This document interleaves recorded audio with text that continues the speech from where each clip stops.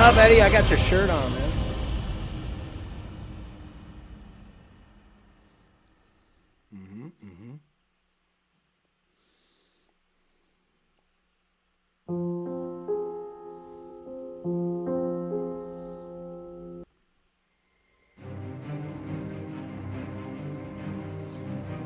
All right. Screw it, let's hop on in, man. What's good? How y'all doing? Let me know if the audio is straight.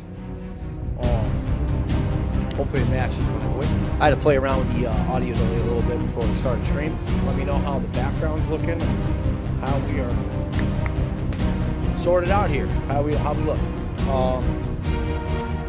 Little interesting stream tonight, so yeah. Welcome to Brick by Brick Vets. If you're new around here, here's the deal. We started this channel to help veterans get networked with their benefits and other individuals, and we have a huge propensity for positivity, like building yourself as an individual. And it all started around gaming. It's all started around the social environment that gaming, online gaming provides. And gaming's in a really weird spot right now. There's a lot of hacking situation. Those that are around here have been around since the beginning in gaming. Notice if you don't know, we're headed into the AI generation. We are headed into the future, if you will. And it's looking rough.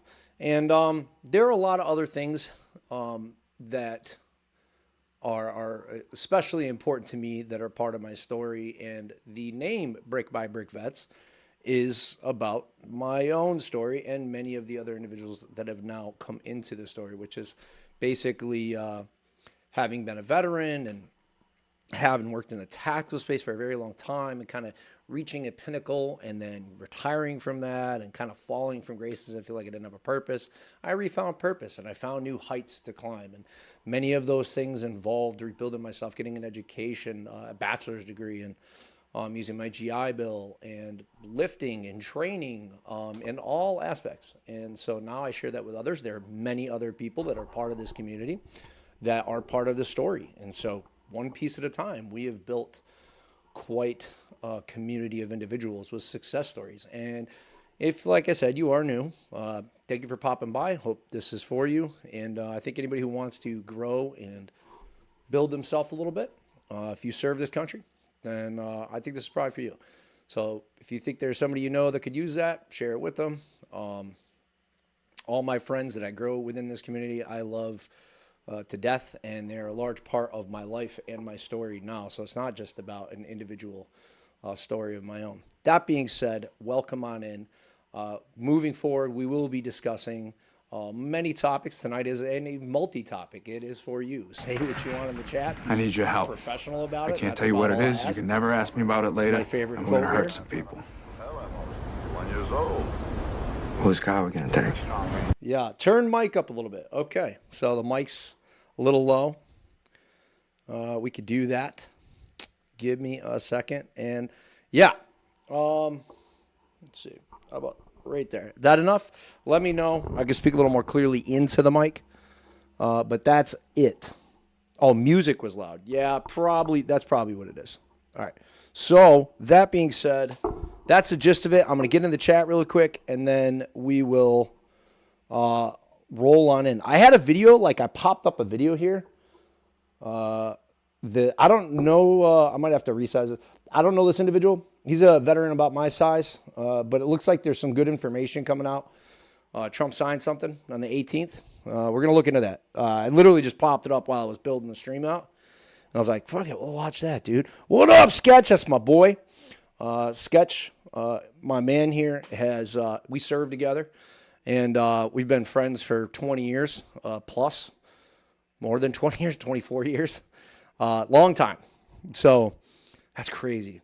It flies by, huh, Sketch? So he does tattooing, and he has had a lot to do.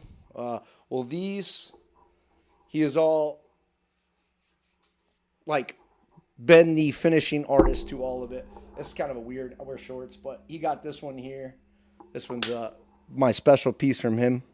he had held on to that for a very long time and was waiting to put that on someone, especially special to him. So he was hoping that somebody would buy that piece, and inevitably it ended up being me, and it's pretty cool. He's one of my one of the individuals I was talking about in that story. Successful guy, has done a lot of shit with his life.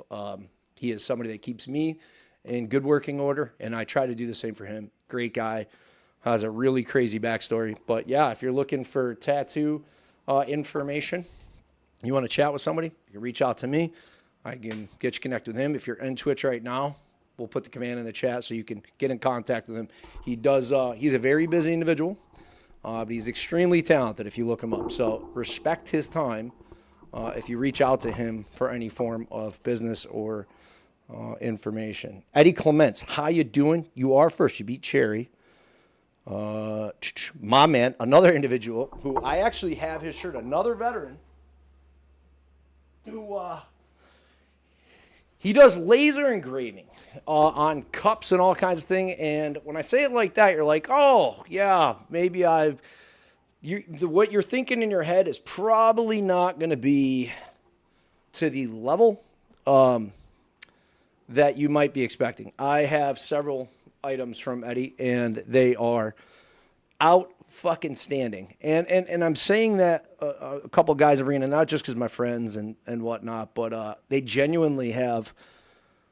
They're part of that story I was talking about. Like I'm someone who I don't like to buy shit twice. I like my tools to work. I like them to last forever, and the society's getting away from that kind of stuff.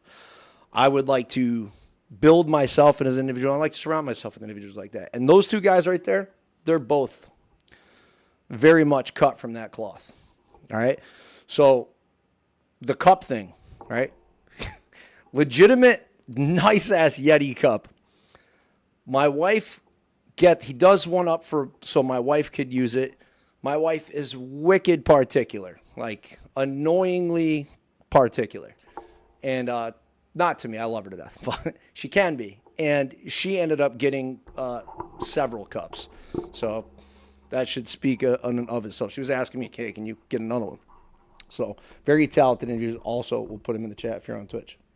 I don't know if YouTube's up. I hope YouTube's up because it don't. Thank you, Eddie, for throwing it in there. Let me see. Stop telling people we're old, bro. No. I got to put it out there, to be honest, bro. You know what I mean? Look at this guy. What up, Eddie? Yeah, Sketchy. What's good, man? What is a damn command, Eddie? You're gonna put your own. You need to put your own command in. You're a mod. You could do this. Yeah, I think YouTube's working, but I'm not sure, dude. My chat, I think it's working. You have to let me know. So how you guys doing tonight, man? What do you guys think about all the shit that's going on? What do you guys think about this selective service thing that they're doing with the talking that everybody's freaking out about? Cherry did it. I can't remember it. Okay, well, let's just let's see if we can. Let's see. Would it just be Clements?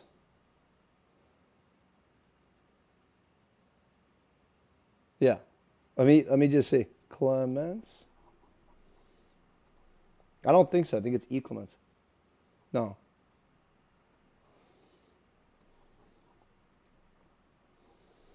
This is embarrassing. I don't even have my homies. There you go. I got it. So there you go. If you're on Twitch and you could see that, you could obviously get that. If you want to get in contact with those guys, that would be the way to go. The link's right there.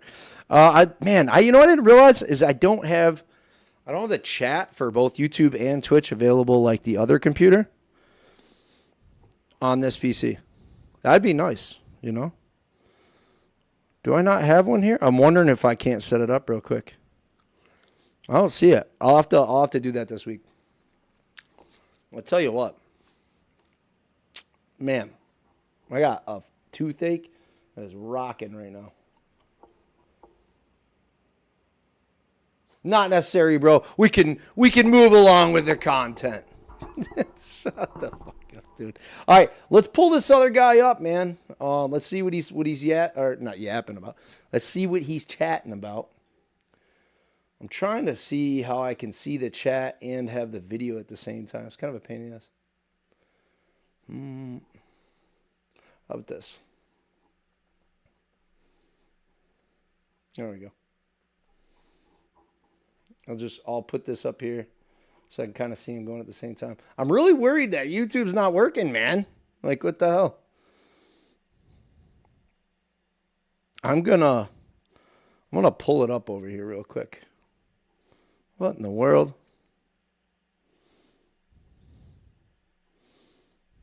Where the hell is this at? Hold on. Bear with me. 2026, President Trump signed an executive order. Okay, we're going to pull that up. But why is that not playing? Oh, it's like hidden way down here. That's really weird. Okay. There we go. All right, see, YouTube. Pop out chat. Okay, it is working. Davey, what up? What up? What up? Hello, algorithm. Thank you very much. All right, let's pop it up, dude. Let's pop it up. Let's see what they're talking about. That could become one of the biggest mental health treatment shifts for veterans we've seen in years. Not a maybe, not an eventually. How's that? Is that better? 18th, he signed this. And for veterans, our community that have been fed nothing but delay, pills, red tape, and excuses for far too long, this one matters. Because this is not just a headline. This is a crack in the door. The order moves psychedelic assistant treatment research forward. Oh, yeah. I want to give a big shout out to the content creator. And guys, this is big news. Psychedelics. Trump, hey, he doing his big thing, man. He listen. I love this guy's accent, bro. Homeboy's I'm fluffing this guy. And he's got himself, he looks squared away, man. He's got a cool accent. Mike the Vet 2.0, man. Check him out on YouTube. He just popped up randomly. I figured let's show some love, bro. Yeah, so Trump had Joe Rogan and a bunch of veterans and RFK like in the White House, and they signed a big executive order fast tracking the use of psychedelics. And so I can personally attest with many stories of individuals that I work with and friends with that have used multiple of these lanes to literally improve their life drastically. If you know somebody that says one of these stories, like the like a microdosing mushrooms, they do the ibogaine. There's multiple routes that they take. I don't want to speak too in depth on things that their stories. I don't want to take away from that. But if you have one, please share it in the chat, please. Listen, he doing this thing out there, and this right here is good. This is good for the veteran community. Now, I do have my take on certain things, but we gonna get into that later. Let them finish though. For veterans dealing with PTSD, traumatic brain injuries, addiction, treatment-resistant depression. It fast-tracks federal review, creates a right-to-try pathway for eligible patients, and puts $50 million into research and partnership and push direct coordination with the VA. Those are the facts, and the facts matter because more than 6,000 veterans a year decide to check themselves out on their own accord because they're not receiving the help they deserve. Veterans still are waiting. Veterans are still getting in broken systems. Veterans are still getting told to be patient while the machine keeps moving like nothing is on fire. So yes, this is a win, and the veteran community should treat it like a win because this did not happen. It is a win. It definitely is. Because people fought for it. It happened because groups like the Grunt Foundation and other veteran advocates keep pushing, keep educating, and keep refusing to let the issue get buried. The work matters because if they are willing to crack the door, then we need to kick that door wide open and get to everything veterans have been asking for when it comes to. My only take is that it's still a drug at the end of the day. Now, of course, I did my little research and everything, and finding out that opioids is like one of them high risks of overdose, like not just veterans, but just the society in general. The number one overdose is from opioids. So I can give I understand where the psychedelic part is into play because the risk factor is low on that. But it's still a drug at the end of the day. Care, treatment Hold on, access hold on, rights, hold on. accountability, and real fucking support. This I is think the I think bigger he's got point. that mixed up. Maybe Low I'm wrong. on that. But it's still a drug where the psychedelic part is into play because the risk factor is low on that. But it's still a drug at the end of the day. Care, treatment. No, he's right. He's right. It is. I think my concern might be the VA being in charge of that, right? We all know how that can kind of go. There's a little concern there. But the fact that it's happening is big. You know, I can attest.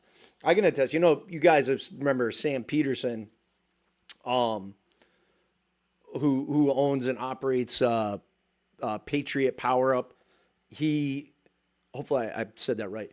He has a good story on that too, and he's one of the few VA approved programs for that, for hyperbaric chambers and the use of what is it, the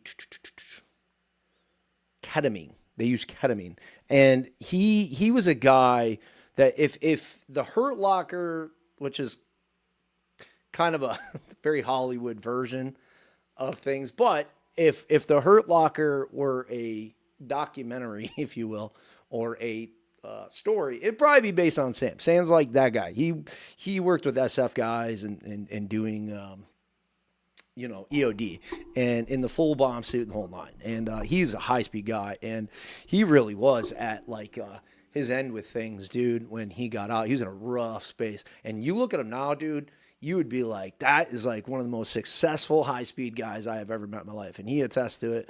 That's another route. So this kind of opens up that avenue. And I'm pretty excited about that because I have buds that are like, you could tell them, man, like they just don't have like a window looking out. You know what I mean? Hopefully that makes sense. But yeah, and I'm thinking that, you know, this is going to be very life-changing for specific individuals that kind of, Sketch, we know a guy talk about, I love the guy, man, but like every time we talk, man, it's just like that day is getting cloudy between you both, just chat. It's rough, man, and I can't, and the thing is, I feel terrible because I can't imagine what's going on in his head must be rough. And he's getting after it. He's a successful guy. He has a lot of positivity to him, but that guy just went through so much, man, that it broke him, and maybe this helps, I know that, those are some of the positive parts of his life, if you will. And he's a high-speed dude. You never know it, but talking to him personally, you're like, bro, it's something like that. And I know a lot of guys like that. Like, I just do. I know a lot of know a lot of people like that. So I think this is one of those things that's like, why is there so much fucking red tape? Why are we waiting? There's some people who just don't want to wait their whole life, to find a solution here. You know what I'm saying? Access rights, accountability, and real fucking support. This Plants is the grow, bigger drugs are point. manufactured. We are far from done.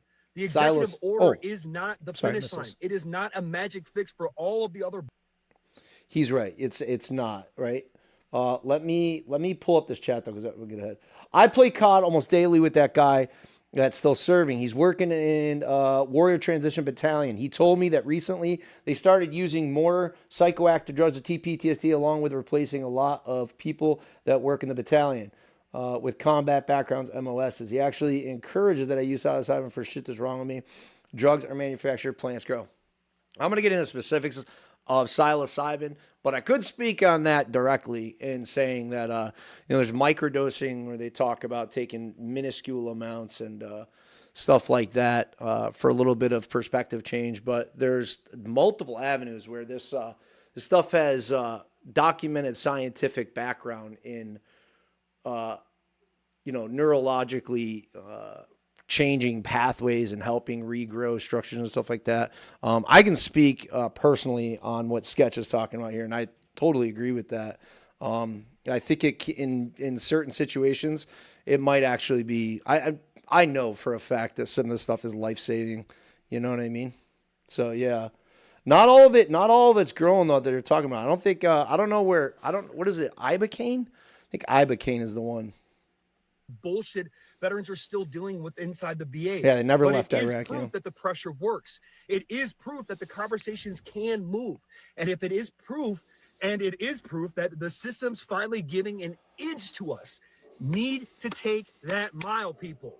Let's call that what it is. A real opening and a real moment for veteran community to push even harder. On April 18, 2026, that door cracked. Now, we make damn sure it does not get shut again on us. Now, let's see what Joe Rogan got to say in office with Trump. Now, like I said, I think he spoke really well. On it, I saw that. I totally agree, but it's that small percentage where it's still a drug, guys. We still got to understand that, yeah, drugs do help veterans, especially with PTSD and everything, anxiety and all these different mental health challenges that veterans have. Understand that, but we gotta push more towards the holistic way. Also, we gotta figure out different ways on the holistic side, not just mainly on the drug side. We're actually No, I totally agree with him. On he's not saying this is the only solution. They're holistic and we shouldn't do this. No, he's saying we got to be a big push for natural ways.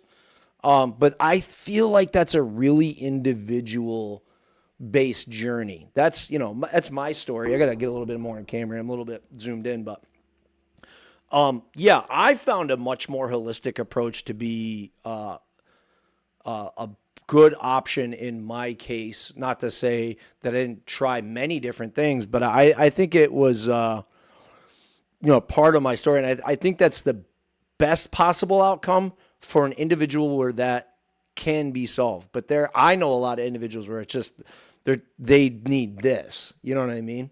signing the executive order today is really a moment. It directs the FDA to expedite their review of certain psychedelics already designated as breakthrough therapy drugs. They're very much being discussed. It's one of the hottest things I think you're talking about, Oz, right? It's nothing. If these turn out to be as good as people are saying, it's going to have a tremendous impact on this country and other countries too. These treatments are currently in the advanced stages of clinical trials to ensure that they're both safe and effective for the American patients. And the nice part is we're actually doing this early, but it has been going on. Research has been going on for quite some time. But, you know, usually with things like this, nothing ever happens, no matter how the research ends up. But we're changing that. I sent President Trump some information. We have a gigantic opiate problem in this country, obviously. In 2024, more than 80,000 people died of overdoses. It's a horrible number. And there's more than 5 million people that are addicted to opiates right now in this country. With one dose of Ibogaine, more than 80% of people are free of that addiction. With 2 doses, it's more than 90%. I'm not against it, but I'm not all the way for it because it's still a drug. And I look at drugs. Granted, I know certain medication we have to take, but something so serious like psychedelics, because LSD is a serious drug. LSD, any drug that can have you out of your mind is a serious drug. But like I said, I gotta come back to this. I love what they're doing because they're like pushing the issue to move forward to make change. And that information, the text message came back, sounds great. Do you want? I think he's articulated himself very well. I mean, I want to put some feedback on that, but I think if you're really listening to what he's saying, because there's going to be people be like, this guy is wrong. This is the way we need to go. We need a full send on this. It's like, no, he's right. I think this is one of those things. Like, you have to be real with yourself. if you're not getting any relief, you know, when it becomes that, like, you know, I think it should be it's a big decision. It should be one of the last options you choose, as far as like, if it's going to work, you know, depending on how it's handled. I do worry a little bit about bureaucracy and Veterans Affairs handling of it. Maybe, I don't know, like maybe outpatient in community care might be better suited for this kind of thing. I'm not really sure, but at least doing something about it to get it approved, I think is definitely the way to go. I know a lot of people. I mean, look, I know a lot. Here's why I maybe disagree with Mike here a little bit. I know quite a few cases where just a little bit of that treatment did astronomical, life-changing things. And I don't think Joe's wrong here. I'm not a professional. I don't know. But from my own small sample size of experience with friends and individual stories, just a little bit was pretty life-changing under a controlled environment. And so it's this fear of that little bit of red tape that I maybe disagree with this guy a little bit. Yeah, the DARE program fucked a lot of stuff up. Go look at that and the LAPD detective that kind of got that rolling. It's a pretty dystopian story if you check it out. Mm-hmm. Want FDA approval? Let's do it. It was literally that quick. These drugs are illegal not because they're harmful. They're illegal because of the 1970 Controlled Substances Act that was passed by the Richard Nixon administration. They did it to target the civil rights movement and the anti-war movement. It's not because these drugs harm people. And for 56 years, we've lived. I think that's this is where Joe, I like Joe Rogan a lot, but I think this is where he gets this wrong a little bit. He's very well put together. He has a very structured life. He is an incredible MMA, Brazilian jiu-jitsu, a jiu-jitsu artist. I forget. Ranch, you might be able to correct me on this. He's incredible martial artist. And he's successful in many, many ways. For to say, this doesn't harm anybody, I think that gets wrong because it gives people the impression. He's a very powerful, influential individual. I think it gives people the wrong impression that anybody can jump right into this. But I think where it can get a little touchy is if someone already suffers in other ways. I don't know. This is why I think it needs to be fast-tracked, but it needs to be done in a professional setting. Some of the things like Sketch said, I think, if I gave my personal opinion, I would say natural occurring, like the psilocybin would probably be, in my opinion, just speaking on it, I think that's one of those things that I don't think there's too much to worry about, especially if you like went somewhere and you were being directed using this in a safe environment. I think all this should probably be that way. I know that the way Sam does it, it's that way. You know, you go into a treatment center, they help you with constant medical care at all times.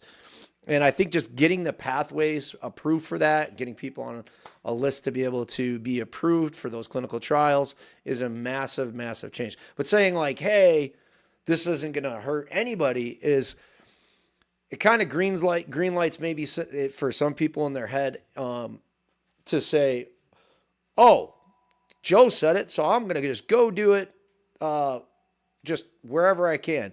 You know, I think DC, they do I think you get their psilocybin they do there and stuff like that. It's not criminalized, so don't take my word on that. I don't know. But I think to just green light it and say, I'm going to try this. Look, the only circumstance in which I think that really applies is if you're I don't know, you know what I mean? We know a lot of guys who probably, speaking real here, there's probably guys that are like, fucking, I tried everything, you know? I don't know. I know that the whole purpose of what he's talking about is to remove that red tape that has caused people to feel like they don't have an option, you know what I mean? And that's the scary part, you know? So I'm not gonna knock somebody for saying, I got to try something. You know what I mean? I absolutely am for you trying to have a better quality of life when you feel like you don't have any options. Like, absolutely. But to say that, like, I don't think Joe's qualified to say that it doesn't hurt anybody. You know? Under It could. those terrible conditions. We're free of that now. We're free of that now. Thanks to all these people that we see next to me, and thanks to President Trump. This order will clear away unnecessary bureaucratic hurdles, improve data sharing among the Good. FDA and the Department of Veterans Affairs, and facilitate fast rescheduling of any psychedelic drugs that become FDA approved. And we think many of them will go very quickly. And thanks, Secretary of Health and Human Services. Yeah, I like that. Andy Jr., who's ibogaine, because it's so important, and experienced an 80 to I don't know anything about 90% ibogaine. reduction in symptoms of depression and anxiety within 1 month. Can I have some, please? I'll take it. Hey, Trump cool though. I ain't gonna lie. For the ones that's hating on Trump, y'all gotta he making change. He's making change. Now I don't agree with everything he say. So I'm I don't not think gonna anybody just be like does. I'm a Trump supporter. No. But Trump cool. He cool. Listen. Very Certain relatable things he in say a lot of be ways. wild. Then certain things he do say, like I agree with him on. I'll take whatever it takes. I don't have time to be depressed. You know, if you stay busy enough, maybe that works too. That's what I do. Bro. Let me see what he says. To me, that's Yo, you saw him get the reaction. Bro, I agree with that. Man, the worst thing I ever did was like retire and not do anything. You know what I mean? Like we do brick by brick vets gaming, but like if that's all you do, it really is gonna affect your life negatively, bro. I'm telling you, like if you get put on the 100% PNT or something, like you definitely need to keep a structure and setting goalposts for yourself. I don't care how small it is, you know what I mean? If you wanted to do it and talking about PT and getting smoked, do you guys remember? Like drop down, front lean of rest position, move, and then you drop down doing push-ups. Dude, like if you couldn't do that and you were injured, you would have to do cherry pickers or eye blinkers, right? Let me look at the full screen here. So you'd have to do cherry pickers. You have to do eye blinkers, right? And I think this kind of applies to that. If you are in a very bad spot, like say you're in a wheelchair or something like that, like I still am telling you, like I had another buddy who worked at VA, was helping me with the education part, and he was wheelchair bound. And he still does sports in a wheelchair. I think it's extremely, extremely important part. I think Trump's right. You stay busy enough. Sometimes that just constantly gives your mind. The mind craves that. It needs that. You know what I mean? Let me see what Sketches be talking about over here. Yo, hold on. Devil's lettuce was a real thing. Cannabis was directly designated as a Schedule I narcotic to affect lower economic neighborhoods or black folks. Right. So the DARE program, and there it is. Yeah. So Joe was talking about that. Yeah. So if you look a little bit back in history, Vietnam was not a publicly well-received thing, especially as journalists started taking back the atrocities that happened in war. And so there was this huge negative pushback amongst the public. And there's a lot to be said that basically things that have been unclassified and stuff as far as psychological operations are going. And what do I mean by that? Well, our adversaries certainly didn't want us to be in that war, right? So there's an argument that a lot of the sexually free culture and the revolution, you know, drug and psychedelics and all the stuff that was going on in the 60s and 70s during that period of time was a big push by adversaries to try to discombobulate the nation or divide everyone, to make everybody anti-war, right? So that we wouldn't be up fighting North Vietnam. And so Joe's not wrong that there is definitely some bureaucratic pushback, because I mean, like, let's be real here. Who in their right mind would ever make weed like a Schedule I? You know what I mean? Like, and then the criminalization of it's like insane. And I think that stuff's changing, but you know, like, really? Vietnam was a long time ago, you know? Like, I don't, sometimes things don't get changed enough. And I think that's the point of Trump, is he's The best research. doing a lot more, whether you like him or not. Okay, it's my honor. He does say, F it, I'm doing it. We'll see. We'll see.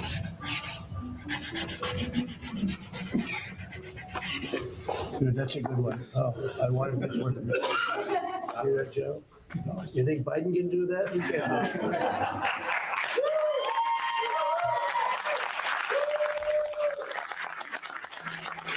I just had to shed light on this video because, man, it's a lot that goes on in the veteran community, and this one right here is big. This one right here is big, and like I said, I'm not against it. I'm not for it.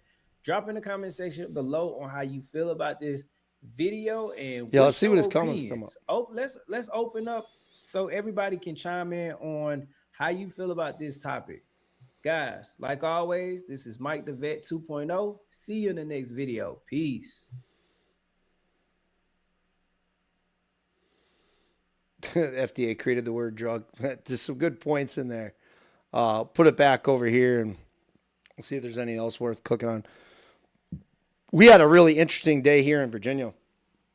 With the redistricting vote, I was watching it pretty closely. It was like 51% to 49% voted for redistricting, and the redistricting brutal. I'm not going to put you all through it. If you have questions, you want to talk about it, throw it in the comments. But yeah, man. And so Sketch said, look up, let me see here. Look up what happened at the Democratic Convention during the Vietnam War, why it happened. Can you, is there more than that, Sketch? Like what I could, Democratic. You want me to, actually I'll type it in you.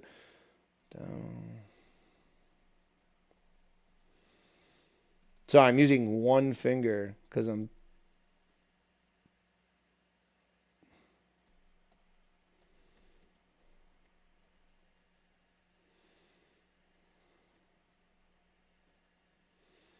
Let's see if it comes up here.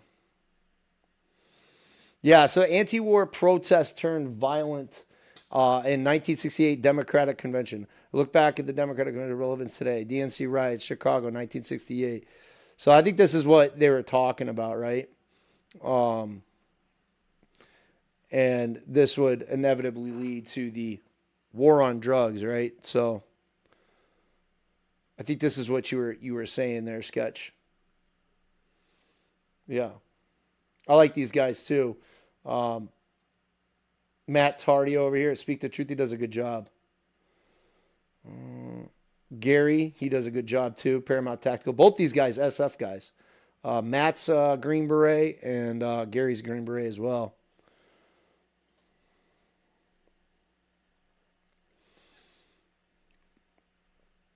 Hey, look, we're up here. Look at that shit.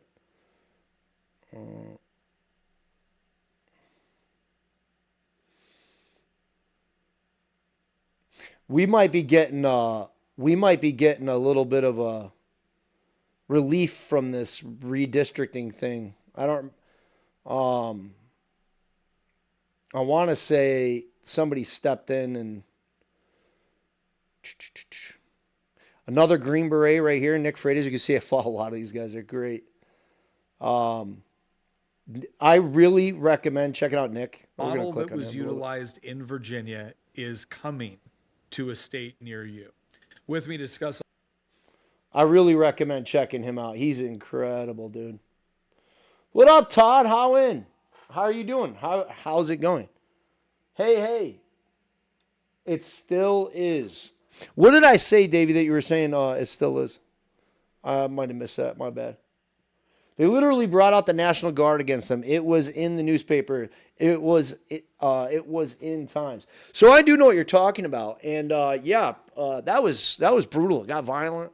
And I don't know how they feel about pulling that like stuff up during stream. I know I could post it in a video, but I'm not sure You could show the actual video violence. Headhunter 530 just became a brick by brick warrior. Hey man, thank you for the follow. Appreciate it. Let me see. You were talking about foreign influences weakening our people. Yeah, it happens all the time. And let's be clear about this, right? We do the same thing. It's just tactically intelligent if you are at odds with a nation versus nation, state versus state, right? That's just what's going to happen. Unfortunately, all of us civilians, and yes, if you're not serving right now, you are back to civilian life, right? Never forget you served, and don't forget your brethren. But I'll tell you this: you are the ones that are going to suffer from it. You know, you suffer from price wars. You suffer from psychological. This is another thing I was going to tell you. My fucking algorithm is annoying. I have to, like, I think this is on any platform. I happen to be on YouTube Premium all the time. I don't like ads, so I pay for it. It's like my TV. And I'll notice that a lot, like, you're not seeing it right now, which is, I'm kind of glad, but I'm going to tell you this. A lot of my algorithm will be AI generated. Like this one right here. I don't know about this one, Smart Goal Politics. That probably is a normal channel, but I can't tell you how many times like Professor Ping Pong comes on or just some straight up bullshit like channel. And all that is, right? It'll be the same fucking channel, AI generated channel with the same guy that is literally featured. He can't be making 7,000 videos a day on 7,000 channels. It's just ridiculous. And a lot of people don't recognize that it's AI generated, and they're just pumping out constant rage bait. And I have to like block all the channels and all that stuff. If it happens to you, pay attention to it, because not everything you see is not you. I mean, you all know this, but what I'm trying to get at here is that if you see something and it's just pay attention to your way it works on your emotions. If you're watching something and it's a channel that where you maybe never seen it before, and the individual is just talking about the people you can't stand, the other side, the left, the right, whatever it might be, and it just sends you through the roof, that's on purpose. It may feel like the channel is really supporting your ideologies, but it's actually enabling you into being insane, man. Like we all suffer from this. This is part, but this is kind of the point. And Davey was talking about there, which is basically like other nation states interfering, specifically with social media now. I mean, this has happened throughout all of history, right? Journalism being affected, newspaper articles, which includes journalism, magazines, same thing. All going all the way back to just movies being affected. You look it up. But now it's nonstop. It's in your face all the time. And I want to project a bit of positivity amongst everybody, right? Big Second Amendment supporter. I'm an advocate for training and fix yourself. I've recently discussed, let's get going. Let's lift weights or run or do martial arts. And if therapeutic activities like firearms and training and safety and going out, and maybe it's just plinking. Maybe it's carpentry. Maybe it's auto body. Like I'm telling you, having hobbies, like going back to what Trump said, it's a really good thing. But if you fill your day all the time with an echo chamber of negativity, ask my wife, dude. I had to apologize to her today because I realized she's an angel for listening to me. But I was like, I'm so sorry. I've been like, because I've been going nuts because this, all the policy changes in my home state of Virginia are fucking, and dude, it's brutal. It's brutal. And if I just sat here, listened to it all the time, which I am guilty of doing all the time, and I'm trying to suggest to you to maybe like pay attention to that emotional response, it's going to put you in a cloudy, negative environment where you just feel like you can't get ahead and you want to freaking just flip out. You know what I mean? And I think when you see, if you can catch yourself getting into that mindset, and say, you know what, I'm going to spend the next hour or two checking or doing another one of those hobbies that I'm discussing, dude, it's incredibly positive your life. And eventually, if you do it enough, let's say you do carpentry, right? Like you really like woodworking. You're not a pro, you're not doing it for a job, but you really like going out and doing that, or doing fishing, right? If you just go and do that, if you're like, well, it's putting all the gear together and going out to do it, sure. But like if you go out and do it, and you say, tomorrow at 12 o'clock, I'm going to go fishing for an hour with my kid or whatever. And you say, I'm going to do it every other day for 4 days. You will inevitably become so interested and addicted to that positive activity that you will literally be like, why was I just sitting scrolling TikTok or YouTube or whatever else? Gaming, you know.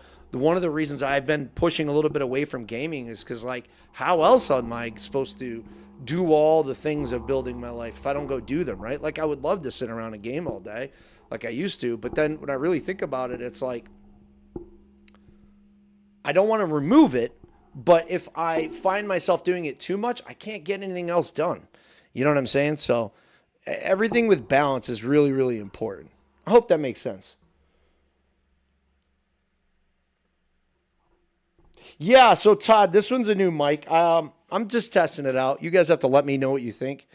That's some Chinese crap brand, but it was highly recommended. There's a lot of ones that don't work out there that well.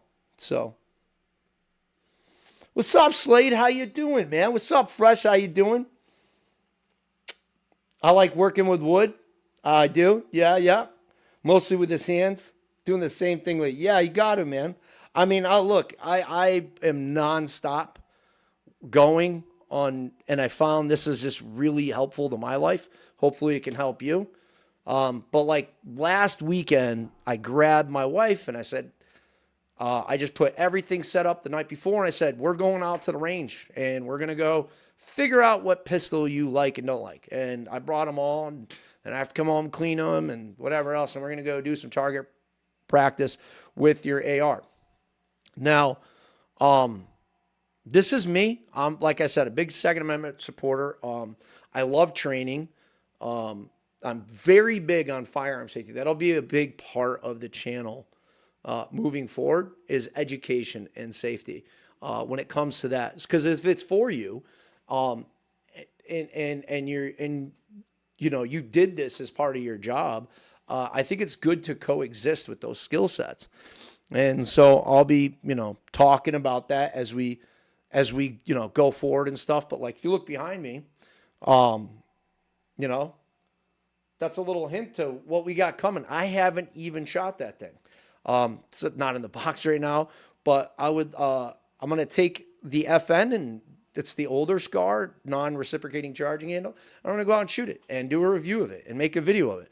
And this is like a good portion of where some of my content will be going, are genuine like education, safety reviews of items. I want to do one on the Glock 19.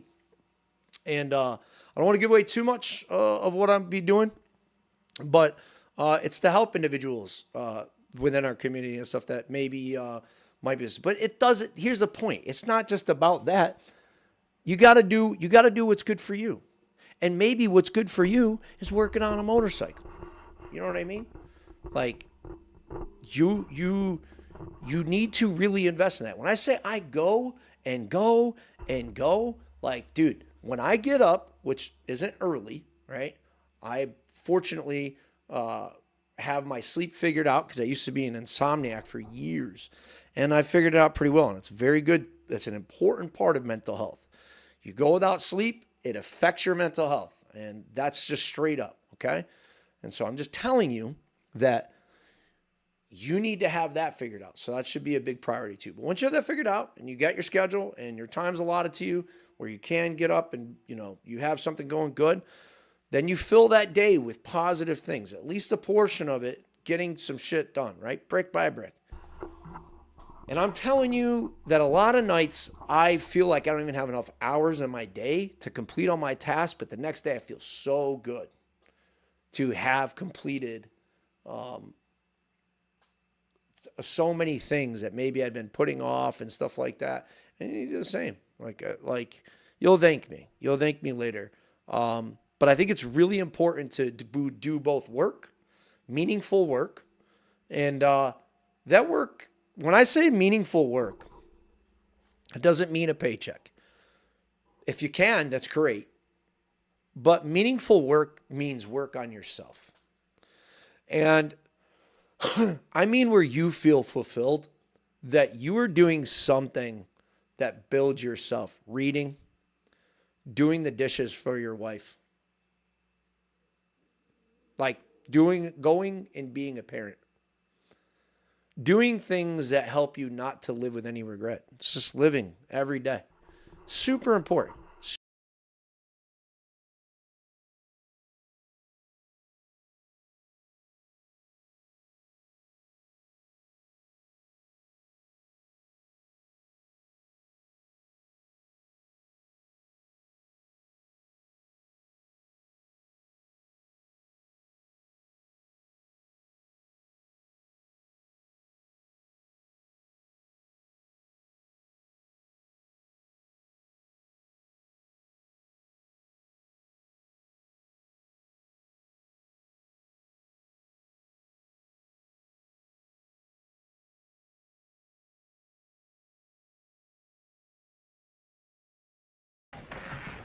I need your help. I can't tell you what it is. You can never ask me about it later, and we're gonna hurt some people. Hell, I'm only 21 years old. Whose car are we gonna take? Bro, thank you. This thing is so touchy with the mute. Getting a clue. Oh, that's giving me a clue. Yeah, I've got a raging clue right now. Thank you, Fresh. I'm sorry it cut out. I don't know when did it cut out. I don't know where I left off. You need to have things going on that. Thank you guys for calling that. You need to have meaningful hobbies that like build yourself though. That's what I was gonna say. You can do fun stuff like for sure. That includes like if it's gaming, okay, sure. But maybe it is like the thing you like, for instance, anything else can be done in excess too, I would say too. Like if it is affecting your marriage or your family and your kids and stuff like that, consider dialing it back. But one of the ways you counter that is to actually do these tasks that absolutely build you. Where I kind of left off, probably when I noticed that, was that many veterans get out of service and you have been through these insanely terrifying moments and these highs. You just can't get anywhere else. And you're thinking to yourself, like, how am I ever going to I can never get back to that. And how am I ever going to match that again? Oh my God, that was the pinnacle of my life. And you overthink it. And you're like, you just constantly replay the events, and then your sleep's affected. You wake up from nightmares and night terrors, and you'll know what I mean if you know what I mean. Like you'll wake up and you'll be just either sweating or flailing or fighting, and you're there. Not always negative. Some of you, maybe it is all the time, but it's just intense, dude. And you're instantly emotionally where you were at when you left the dream. And, our loved ones can be affected by this in a way that's like, of course, concerning, and they love us, but like, you might be super fucking angry or scared or sad, and you could be crying, and they just won't understand, what you're going through. And you can't expect them to, right? But maybe later on, this transitions into overthinking. What could I have done? We quarterback all the time. Man, you'll replay the same fucking event over and over and over. What could I have done differently? Oh my God, I'm so humiliated by that. Bro, it's in the past. You can't change the past. It is what it is. We were all young, dumb, inside the line. It's like, this is what it is, right? And you come home, and then you're like, what the fuck am I going to do in my life now? I'm never going to be like, it's like, look, you need to have flat out objectives. Frame it in the way that worked for you during your service, right? So you need to have hit markers, bro, like goal sets, mile 1, mile 2, mile 3, and you need to make them reasonable. Best advice I could give you on that: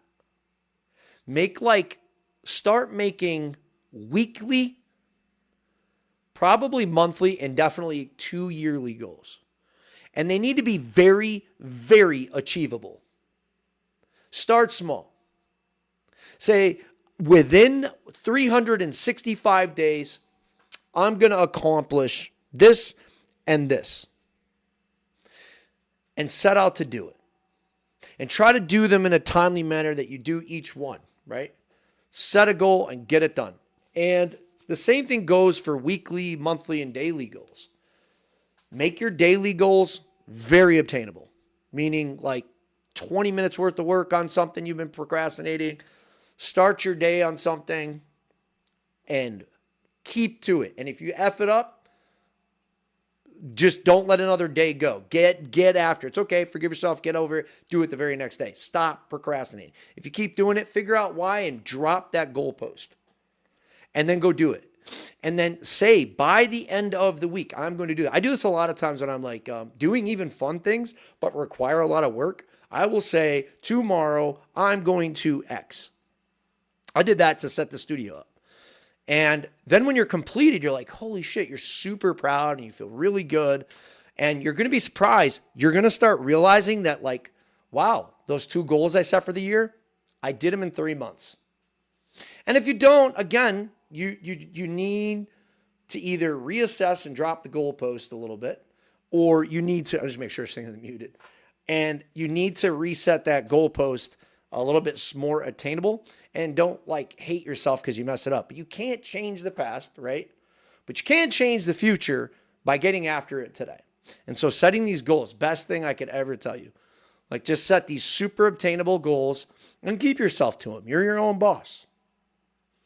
And my dad used to say, everybody thinks owning a business is great, but there's nobody there to tell you you can't take vacation. There's nobody there to tell you can't sleep in. There's nobody there to tell you any of that shit. And so in order to be successful, you have to be this person that's ultra sacrificial to your own weakness, if you will. And the same goes for being a veteran in goals. I don't want to get too far ahead of myself without answering. What's up, Neil? I talk with my hand, so I muted myself. I definitely did. Taking business classes from Veterans Business Outreach Center. Absolutely agree. It's very helpful. Yeah. Hold on.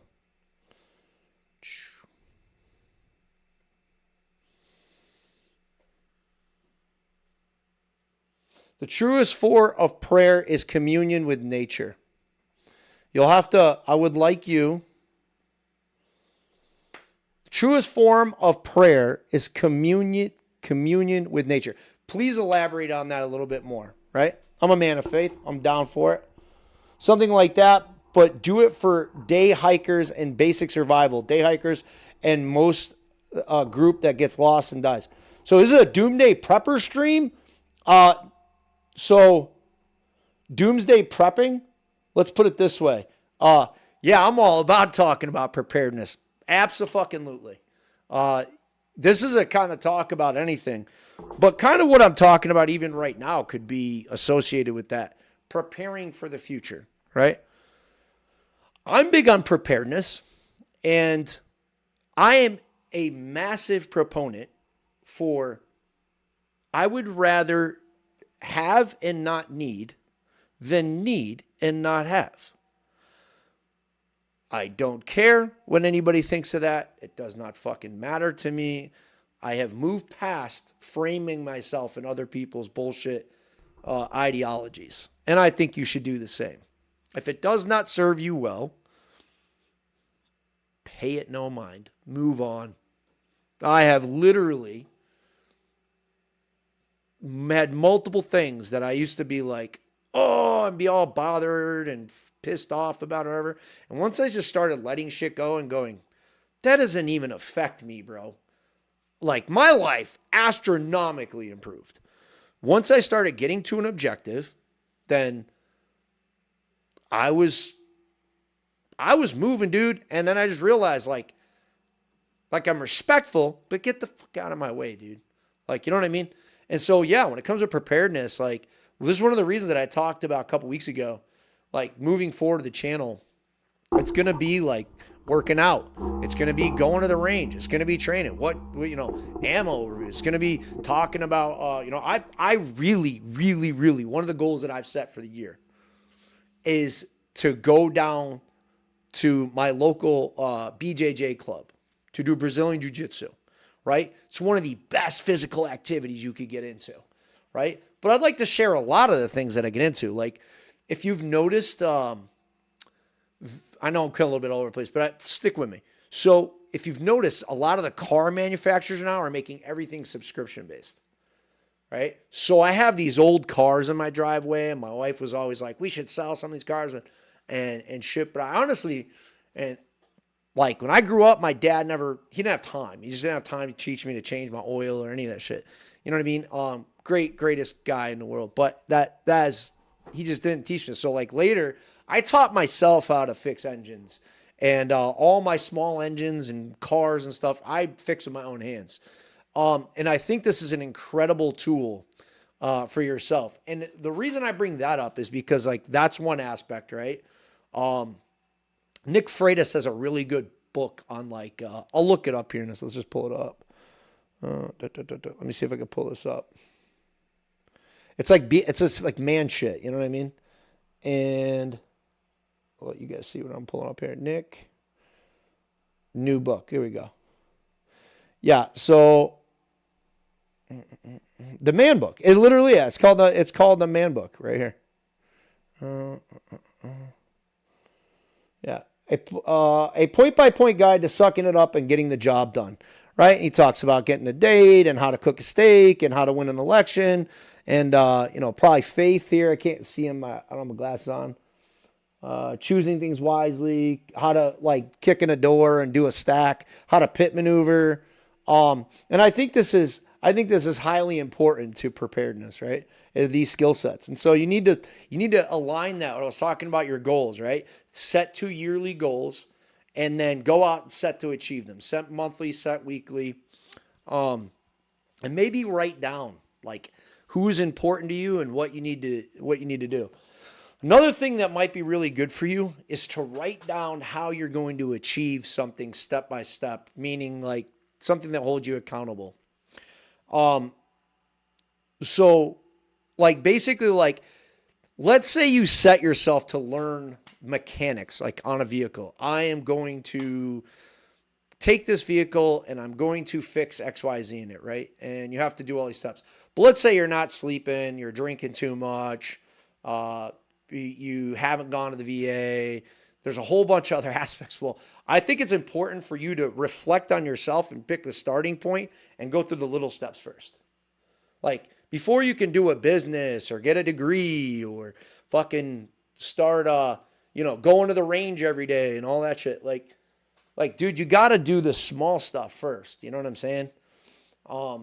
It's super important. So yeah, I hope that answered on this. Disaster preparedness is huge on my list. I kind of just implement it though, not as like I don't know, like I'm not paranoid of it. It's part of my life of something I took away from the military. It's like, I like having enough of something like, and not having to do it. Like when COVID hit and everybody was freaking out over fucking dumb stuff like toilet paper. Like, come on, bro. We are in a really weird timeline when people are fucking worried about it and wipe their ass. And it's not a problem for me, bro. Why? Because for years I have been literally making sure that I am ready for most situations. And it's just the way I deal with it. And you can do this simply by applying this logic to your fucking life. You'll like what I'm about to say, I promise you. I'm going to ask you this. How long does it take you to do grocery shopping, right? How long does it take you to get stuff. You know what I mean? Like, how long does it take you to be at the grocery store? And then, how often do you do it? And what do? We always go and we get one thing of milk and one thing of bread and one thing of eggs. And yeah, a lot of that stuff, unfortunately, they have like expiration dates, right? So you have to get it by week. And I'm not saying don't do that. And some people will say, oh, well, I don't have the finances to buy things in bulk. Understandable, right? But you could apply this logic to many, many things. So efficiency is a major issue of what I'm bringing up here. What if you could shop once per month or once every 2 months and get the majority of every fucking thing you needed all at once? You would be far more efficient to bulk order paper towels and potatoes or whatever the heck you're going to get, macaroni and stuff, so that you can start, even if you do like small list of items, like I'm going to start to stockpile a bunch of macaroni. I always make sure, like pasta, something you typically have around for most. Rice, maybe you can't afford a lot. A lot of people can't right now, right? But you probably could afford a large bag of rice. If you do some budgeting, you can figure it out. Maybe it's ammo.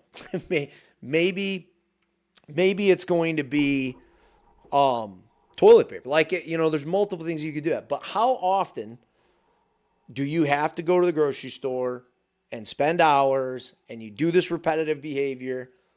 How much time could you save if you just did it all at once and then you just got the items you need as they started to run low, right? And that's kind of the way I've been living my life for I started a long time ago, 20 plus years ago. And by doing that, yeah, it's annoying when you run out of something if you don't have a system to adjust that. But I'll be honest with you, when shit hits the fan, if you will, even in small ways, it just doesn't affect you the same, because you're like, yeah, that sucks. A hurricane's coming, or yeah, there's some weird corona thing going on. Okay, cool. Good thing I've been buying, 50 rolls of toilet paper every time I buy it. You know what I'm saying? Hopefully that can be relatable. If you could figure out a way to make your time more efficient, do that. Like, do a bulk order of stuff. Because think about it this way. If you have 2 extra hours, right? Some would argue like DoorDash, can't afford that. That would be bad. But like, what if you could get someone else to do that shopping, or Amazon, right? You don't need fucking DoorDash. That's expensive. I'm not telling you to do that. But let's say you go to Amazon, or you start budgeting your food. You stop getting name brand, and you get it all shipped, but it gives you an extra 3 hours a week. What if you use that 3 hours a week to start building and ascertaining and building your goals? And you fucking keep yourself to that objective. I do that. I straight up do that. I say, tomorrow I'm cleaning my garage, or I'm doing XYZ, and that'll be the justification of why I can have someone else do this task or whatever else. Delegate it, right?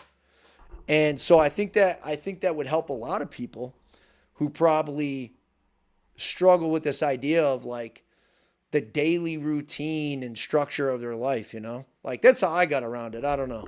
Hopefully that helps. So this is some really great comments in here too. Curbside order. Do we do pick? Okay. We eat pasta 2 to 3 times a week, and rice meals the same amount. Smart. Rice is really affordable compared to a lot of other options out there, if you will. Like, a lot of poor countries and cultures sustain themselves on rice. My wife usually goes to the store once a month. Then I pick up the curbside items, and we are running out before next month. Super genius, man. I'm gonna give you another little life hack for you men out there too. About this in a second. Davey says, I've been buying a year's supply There we go. I've been buying a year's supply of toilet paper at a time. Yeah, Gene, I think you should if you can. Or maybe have these billionaires pay you fair fucking wage. So, hold on. I don't know why that started. I guess I could hit a button here and it starts playing music. Anyways, yeah. What's up, Roger? How you doing? Good to see you, man. Well, that's a great point, right? First, let me give you that life hack, and then I'll comment on that. So, number one, if your wife does all the shopping and she has all these other tasks, maybe she cleans the house, maybe she does X, Y, Z. Like, if you can readjust it, if you can set up if you can get her to maybe sit down with you and write a list of shit that you constantly need, she might not be someone who is acclimated to, like, think this way and structure their life. Like, I'll give you an example. My wife, every Sunday, that's the day she cleans. Sometimes she does it on Saturday, and it actually helps her a lot, helps us a lot, because when she does it on Saturday, she then has Sunday to kind of relax. She's not so stressed. When she waits till Sunday, that is a much more stressful environment for everyone. And she used to do all shopping on Sunday and cleaning on Sunday and all shit. And inevitably I said, F that. That's not what we're doing. We'll get basics on Sunday and we'll have that. We're going to order it and have it delivered in cycles of stuff. So that way, this will give you 2 hours of your life back. She works full-time job, extra overtime, like it's crazy, right? So if I can get her that time back, we have a better relationship. And I highly suggest you work towards this if you can. This is a good goal to have right there. It could be one of your yearly goals. Make it so that you get back X amount of hours and stop the monotonous 3-hour trip to the annoying grocery store where you go nuts all the time, right? Structure it, organize it, make it make it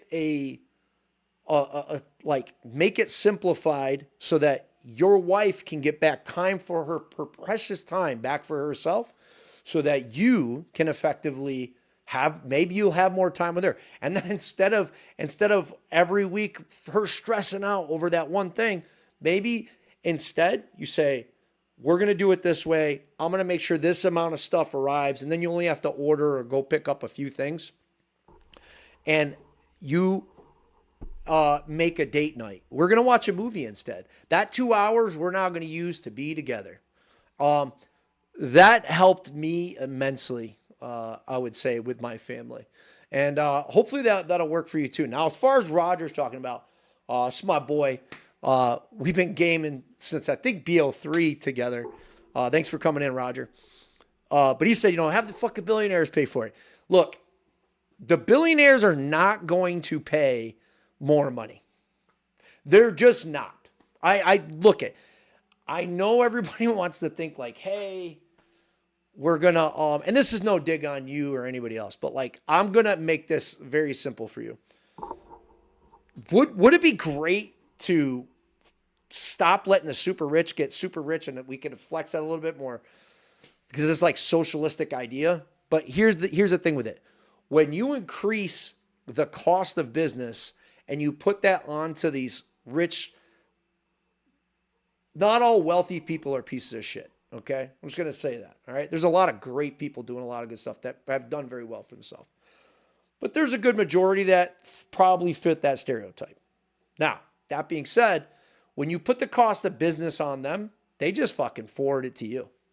You make $30, if you make minimum wage $30 an hour, they're just going to fucking either leave wherever that's a law, or they're going to make you pay for that now. Target is not going to eat the cost of $30 an hour wages. They're not going to eat the cost of higher taxes. They just won't. They'll just pay less and make more, and it'll all get fronted onto you. Now, I'm not saying we shouldn't have a system that obviously reflexes to be a little bit more reasonable to, like, obviously, yeah, you should pay more taxes if you make more money, right? Like our system, we have that kind of in one way, right? But at the same time, I don't think people understand the more you penalize the upper echelon, the more it comes back on us, if that makes sense. The more you ease and make business easier and competitive, the cheaper things will be. You know what I'm saying? Hopefully that makes sense. That's my piece on that. It's all about maximizing. I pay like 90% of the bills so our income goes to groceries. Yeah. Budgeting is fucking, dude. Budgeting is so huge, like towards preparedness and being organized. Like go through, one of the best things I could tell you, like go through and figure out everywhere you have a subscription and eliminate anything you have a subscription to that you just don't need or don't use, or you could get cheaper. Dude, and like that's how you find money to maybe pay for delivery service to make your life more efficient. Definitely huge, another life hack there. Store once a month and I pick up the curbside. Read that one. Same thing. Goes out. Is it possible for me to schedule a call with you? I know you're always. No, dude, you can't. No, let's do it. Let's do it. For sure. Yeah, you can't, Fresh. Hold on. Back to Roger over here. What's up, Hawk? How you doing? Yo, the new studio's looking great. Yeah, let's fucking go, baby. I appreciate it, man. Took me this is like one of my goals was like, I'm going to turn my studio / my shop into a filmable area besides the gaming to like do this. So I very much appreciate it. That was a yearly goal for me and I got it done. I got it done. I set myself for like 2 years. I got it done in like 2 months. Roger, thank you, comrade. Talking about socialistic ideas. Yeah, it's fucking dope, bro. No, I said have them pay you fair fucking wage. Yeah, I mean, that's definitely a case. I definitely think that, okay, I get what you're saying. Roger's right. Yeah, you do need to have a very fair wage in this country. That's for sure. I mean, back when minimum wage, dude, that sounds so old. Minimum wage for me when I was younger was $4.25. Might even been $4. It was $4.25 for sure though. Back in the 90s. But things were also more affordable too. Have them pay you fair, organize, and then like 10 years ago. They did, then they don't deserve to exist. I'm lost, Roger. What do you mean? And then like 10 years. Dude, what happened with like the housing crunch, like that shit disgusts me, right? There's some things with like the uber wealthy and the elite class, the group, the club we all ain't in, that's really sickening, dude. One of the things that fucking bothers me in the history of I would say finance of this nation was the 2008 market collapse. The banks were collapsing. The feds bailed. We bailed out. The taxpayer bailed out the banks, and then the banks paid themselves record number. All their executives got record number bonuses. And it's sickening to me. And this happens on a pretty regular cycle. That's why they keep getting ahead. I would say I would be way less inclined to keep increasing taxes and cost of business. I would ease up things like some of the regulations to do business, I would suppose. And absolutely make a wage that's competitive. I mean, one of the things about a free market economy is that competition is constant. So if you make wages competitive, people will compete for those jobs. You know what I'm saying? And then there's supply and demand. And so there are probably some areas where the Fed needs to step in or government needs to step in and maybe give a little uplift to a market. But for the most part, the price setting will figure itself out based on the need of that job. And I'll give you an example of that. So let's say Amazon, right? Like Amazon is growing insane, right? But let's say they pay $10 an hour, which is $15 an hour federal minimum wage. Let's say they're only paying 10, right? Or 15, whatever it might be, right? But these guys got to go to work and work 12-hour days, and they got to deliver 400 packages, and 100 of those packages weigh over 100 pounds, and it's just exhausting, right? Like, how many people, how great is that? How good is the job are they going to do? How willing are they going to be? What's the turnover rate going to be? It's going to be insane. And I probably what we see. And it's a growing business. Amazon is the probably most used store service in the world right now. Like, probably overall, right? Everything gets fucking delivered. They have everything, dude. And almost in a monopolistic way. Like we're talking, who am I thinking of with oil? There was actually a huge legal suit over this when they split all of the oil back in the day. It's beside my, I can't even think of it. I feel like Amazon's kind of on that trajectory, right? But anyways, not to sidetrack. If that job is in demand by that much, the only way that they're going to fill those jobs, I mean, the only way they function is by their delivery drivers. So you have to take care of those people. And so usually an economy will set what it needs to be. Now, I would argue that an Amazon delivery driver deserves a higher wage. I'm sorry if you disagree with this, but I genuinely feel from an economist perspective, right? An Amazon delivery driver deserves far better than minimum wage and is far more in demand than, say, a person checking out a register at a gas station. And if you work at a gas station and you're at a register, I get it. You know, I'm sorry, and if that offends you, but it is what it is. Look, if you think, like, it might be stressful to you, right?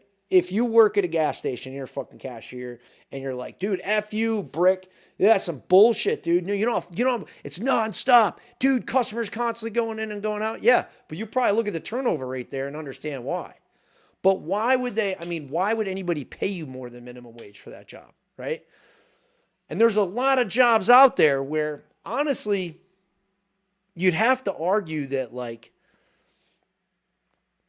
I don't know, when is it fair to pay someone $15 an hour for something really, really fucking stupid? You know what I mean? I don't know. Maybe that's a hot take and a strong opinion, but like I said, economies and markets usually settle themselves based off of supply and demand.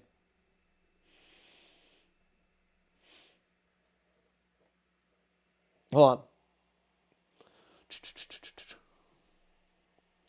Dr. Booby, dude, what's up, man? How you doing? You know me if you call me Rambo. Fuck out of here. NGA is anyone paying more taxes to Jeff Bezos and or Amazon. What is NGA?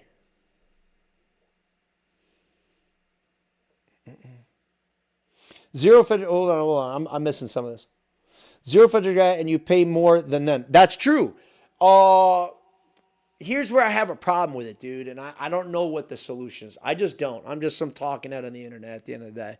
And I love this dialogue because you're fucking right, man. It's not fair, you know, when you hear, I think Warren Buffett said, I pay less taxes than my secretary. That's crazy, bro. And it hurts, man. Like, when I'm stressing about write-offs and stuff for my business and having to pay someone to do my taxes. And I'm like, man, I don't want to get this wrong. And, you know, they want you to pay astronomically something you can't afford. It hurts, man. It really hurts. So it's not that I don't disagree that, like, obviously there should be, if you can afford it, then it would be greater for you to help the rest of everyone else. But I'll tell you something. We didn't always pay federal taxes either.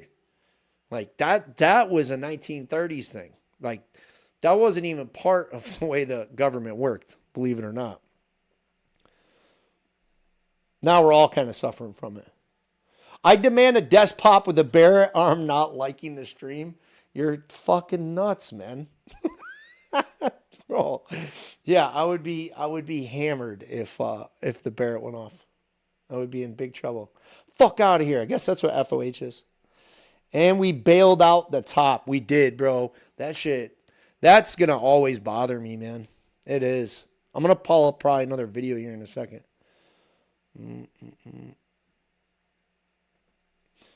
Dies, knocks, or robots are drone because the large corporation are able to adjust the rising price and doing business easier, or robots and drones. That's where I think we should all be like highly against, which is it's a weird argument, bro. Robots and drones is brought up in the comment section on Twitch. And the thing about it is, right, I would say we should make laws saying we should not be replacing everybody with AI and drones. I think that is a recipe for disaster. But then the argument becomes, well, every other country who does it is just going to skyrocket, kind of like the Industrial Revolution, by automating their businesses. And businesses can make so much more. I would love to hear some of your suggestions in the chat. I want to know what ideas you would have to make it so that people are guaranteed to have, because this is a serious problem. Like, people who went to school for cybersecurity and shit are literally getting replaced with AI. And I think this is a massive mistake. Like, I don't know if you use AI, but like, I use it very minimally. And I can tell you that I'm like, this shit is straight up lying or wrong, or yeah, it can make a lot of things efficient and it can be right about a lot of stuff. But dude, sometimes AI just sucks. It's lazy. It gives you wrong information. It's biased. We're headed down a very scary path of that. Another reason you should probably prep and make sure you have stuff on hand. Because what fucking happens when an AI goes wild and shuts everything down, dude? And you can't get gas. You can't get groceries. Probably be good to right now start putting your shit together so that like you don't have to look at your kids, God forbid, right? And be like, we don't have a plan. You know what I mean? Like genuinely, one of the things that I would say in preparedness with that, I know I'm kind of going off on a tangent, but I want to say this. Look at water purification tablets and stuff like that. Might sound wild to some people, but I keep them, dude. You can't go very long without water. You know, rules of 3 minutes without air, 3 days without water, 3 weeks without food, 3 hours without shelter, you know, that kind of a thing. I think water's a big one, like a big one. You're going to want to have access to water. And believe it or not, man, anytime, if you've ever been around like during a hurricane, there's water, bro. You run out of water like that during a lot of emergency. I know people are running for COVID toilet paper, but fucking water, bro. Like, that's one you shouldn't play around with. The military teaches you that. You know what I'm saying? So keep that in mind. Keep that in mind. Sometimes it completely gets it wrong. It does. It does. Rambo, I haven't heard your name in a long time. Well, it was said to me on the YouTube. If you disagree, you're a bootlicker. How about you pay them all more? Is you know, missing some letters. Oh, I got you. Yeah, man. Howdy, Texas will be well. I did. That is fucking funny, bro. Yeah, property taxes will be wild as fucking paid of. Wait, hold on. 14,000. What do you mean? Property taxes be wild as fuck. Oh, you paid 14K? Dude, that's crazy if you paid that. I hate that. I hate paying taxes on things we've already purchased. Excise tax on cars drives me nuts, bro. Like fucking nuts. So let me put this into perspective. You go buy a car, right? You'll go buy the car for an insane amount. They want subscriptions. Put all that aside. You pay sales tax, right? On the car. You go to register the car, you pay registration sales tax. You're going to pay 10% sometimes in some cases, 6% of what the car is valued at, which is like thousands of dollars. People don't take this account like, well, I can afford a $20,000 car, but then you got to pay $2,000 in taxes, right? Then you got to pay fees and registrations and so on and so forth. And then, let me back this up. First, you get your paycheck and you're saving your money. And the money you need is $20,000, right? So maybe you can't pay that up front. So you got to go to the bank. And the bank makes you pay what? Interest, right? So almost like another tax, right? But that's the way banks work. And when you go and get your paycheck, right? You're going to get your paycheck. You get paid so much a month. They take out what? Taxes, federal taxes, state taxes. So your money's taxed just for you going to a job, right? Then you go to the car dealership, and I don't want to rage bait anybody, but this is the way it is, right? Then you go to the fucking car dealership and you buy what? Car, and you pay what? Taxes. So then when you're done with that, you're like, oh, I'm finally good. Well, no, because guess what happens in your county? Year over year, they make you pay what? Taxes. You own this thing. Now you're going to pay tax on that. That shit makes my blood boil. That's the stuff that, like, dude, gets me going insane.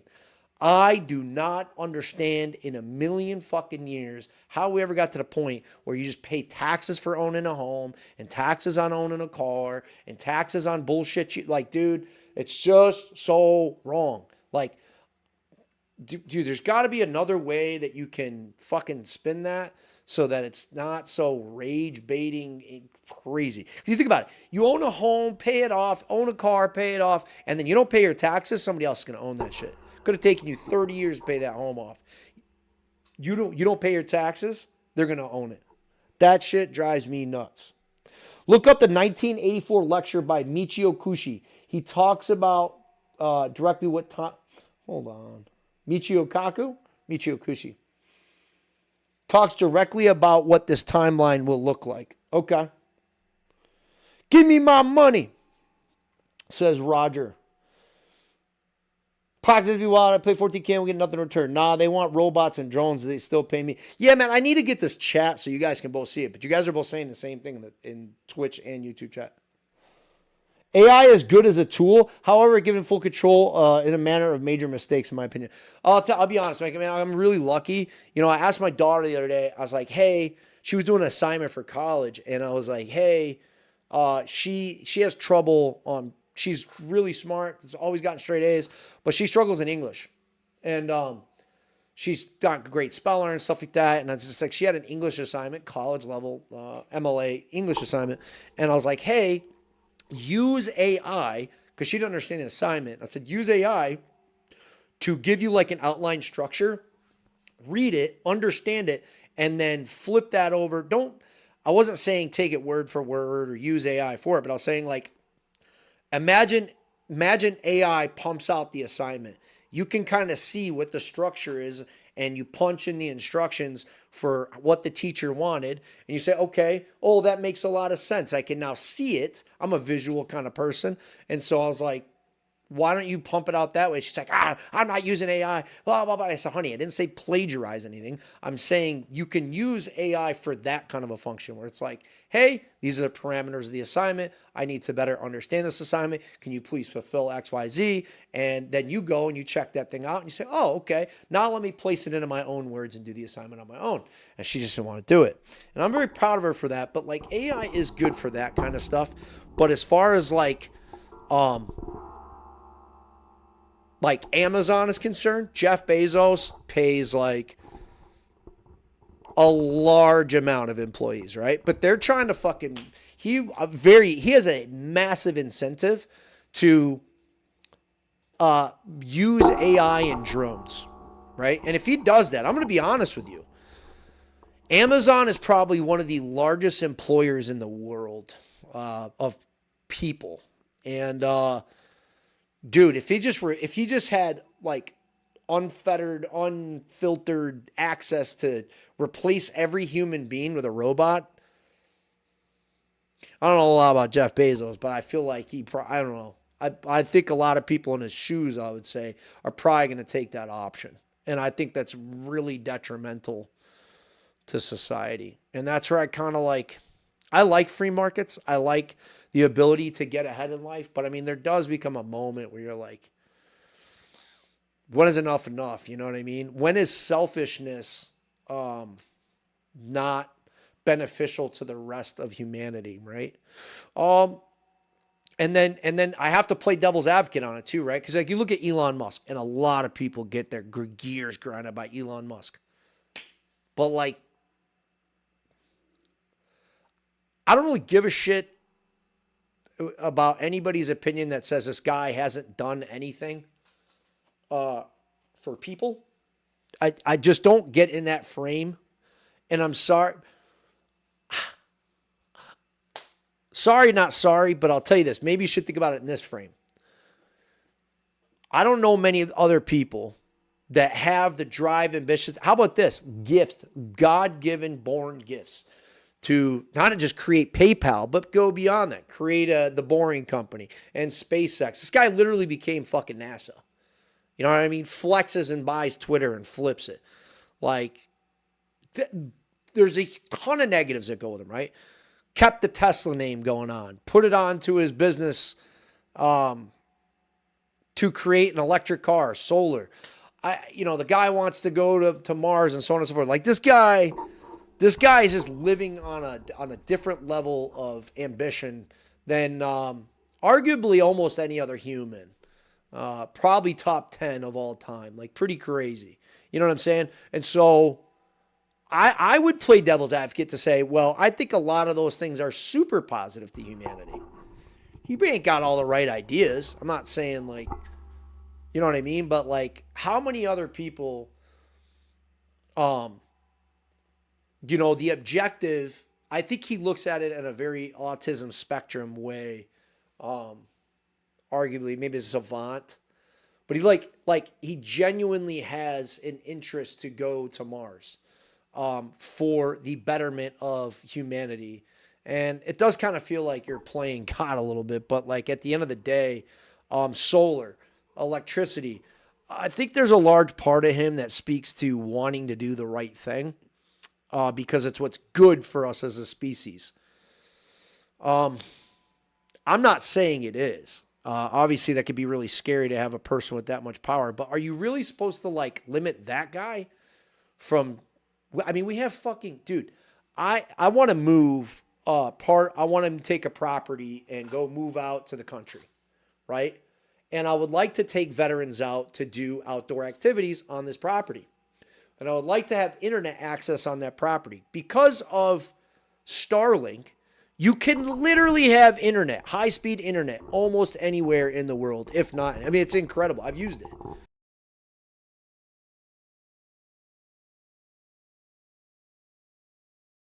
Muted again. My bad. I was saying we wouldn't have Starlink.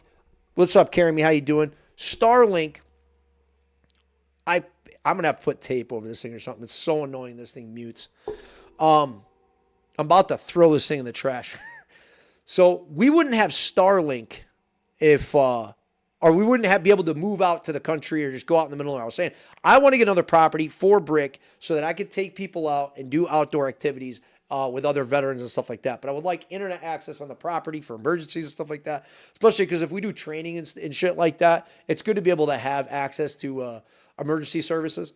And so Starlink makes that possible. And so arguably Elon Musk, I mean, what are you going to say about it? We wouldn't have that without that dude. And so I don't know when this muted. I'm really pissed it did mute, but hopefully it wasn't too long. Can we do indoor activities? What do you mean? Yo, that's another thing. Like, maybe I want to build like a structure on there, right? Like, so we could, we four-wheeling or whatever, but like have a shop on there or an indoor range. I use AI every day in my business for planning, 3D modeling, and making sure I'm staying on top of certain things that I probably wouldn't have thought about. Yeah, I'm not going to lie. AI does kind of help with that. It does really do. I'm doing really good, Carrie. How you doing? The mute was only a second or two. Oh, thank God. Okay. I'm going to look up this 1985 for. I'm fine paying taxes. Hold on. Let me see what Roger's talking about. Fine taking taxes if it goes to actual good shit. Yeah. I actually wholeheartely fucking agree with that.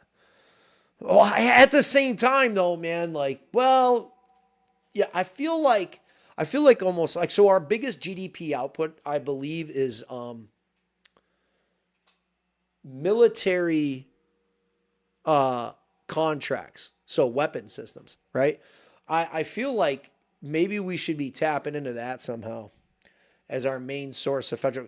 Because look at, dude, I don't care who you are. I think that our state, our country is amazing, dude. You know what I mean? Like all the things that we've done and accomplished, and our Constitution is fantastic, big supporter.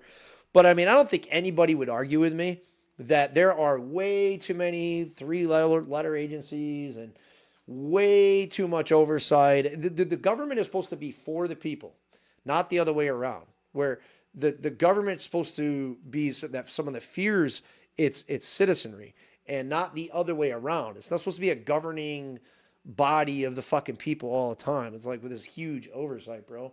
So like, I feel like it should be a system that's functioning, but I almost feel like it somewhat parasites off us because of every politician that gets into fucking office, dude, has to like outdo the last office, the last politician, the last person. And this creates a massive problem. And then what do? They always do favors for all their boys. So like whoever gets in office are like, oh, I'm going to punish the opposition and I'm going to hook up all the people that like help me get here, right? And it just never works out for you or I. It just doesn't. And that shit pisses me off. So yeah, I kind of agree. Like I wouldn't mind paying taxes if it goes to shit that actually helps everyone and is beneficial to society. Yeah, I think I could get down with that, right? But I also think that like, our country ran for a very long time in a gold standard. $1 is worth a lot more, and it didn't require federal taxes. So, I don't know. Maybe I'm being naive about it, but I think that allowing things to go unchecked for so long really didn't help us out. In the uber super wealthy versus the middle class and under middle class. And I don't know, not war in Iran. I would say, because this is a current events topic too, right? I think this war in Iran is a lot bigger than just, I think, I have to say this part because I think so many people automatically assume, I used to do this all the time. I don't do it anymore. I'm going to be honest with you. I think there's a lot of annoying bureaucratic things about the government. But here's another part of it being so big. If you think the government doesn't know what the fuck they're doing, I got news for you, bro. Like, if you're not paying attention to what, like a lot of people say, oh, this president doesn't know what he's doing. Pete Hegseth doesn't know what he's doing. I might not agree with these guys and everything they're doing, but if you think these guys don't know what the fuck they're doing, and that they don't have access to intelligence that is on a whole different world, another planet. Like, did you not see what happened to Maduro? Do you not see the capabilities of our top elite units? Do you not see what intelligence and satellite resources do to individuals who have an entire country's worth of money to put themselves in a bunker?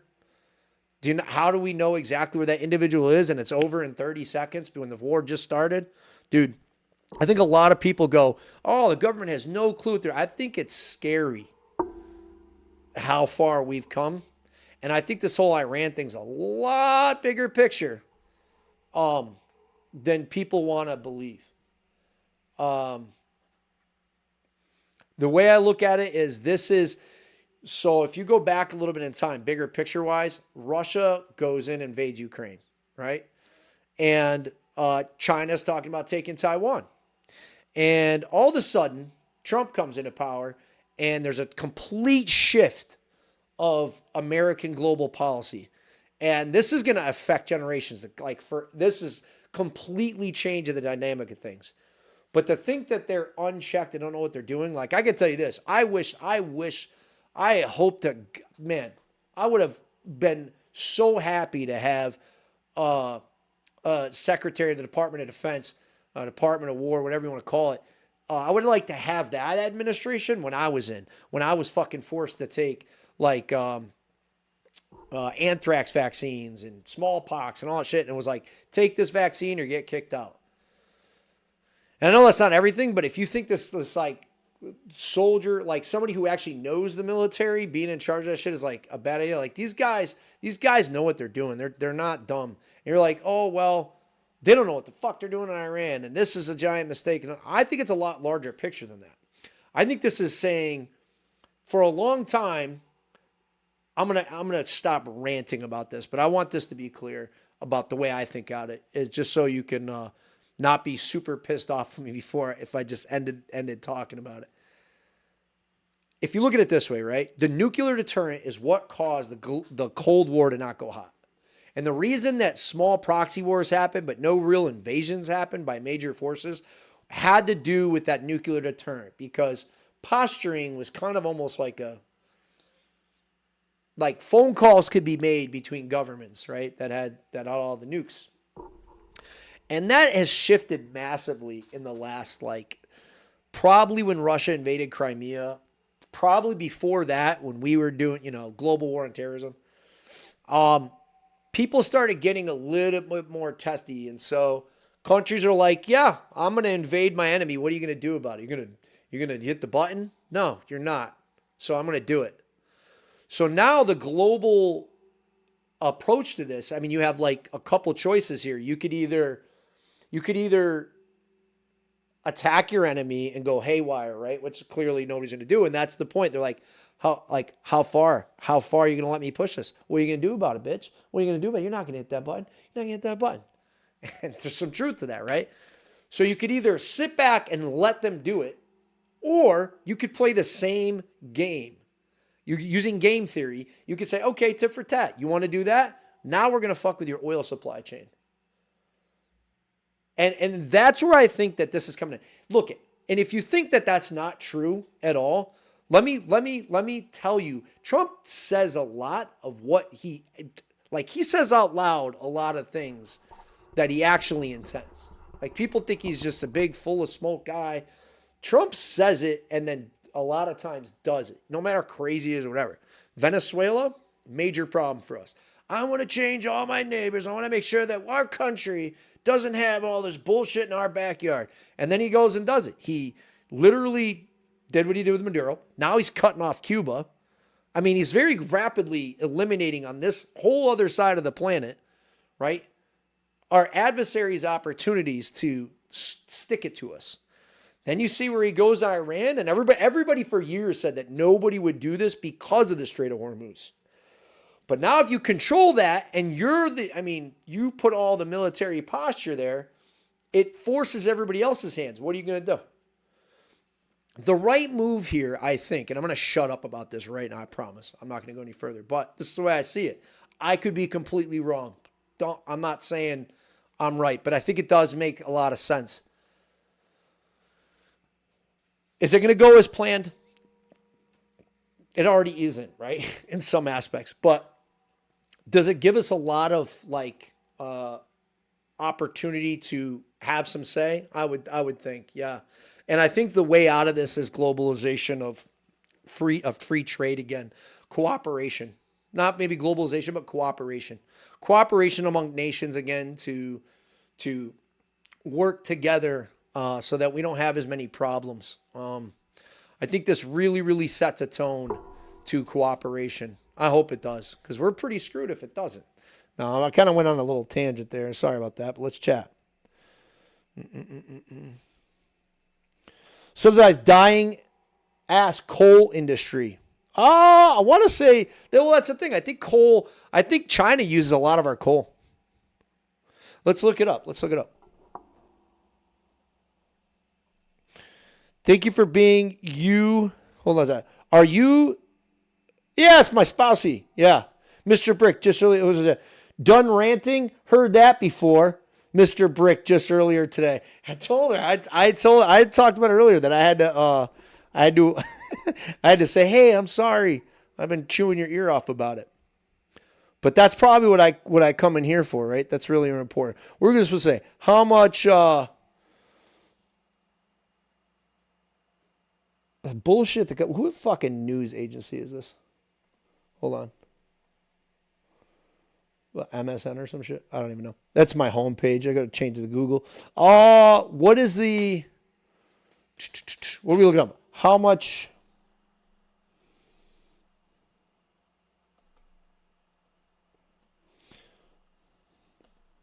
coal does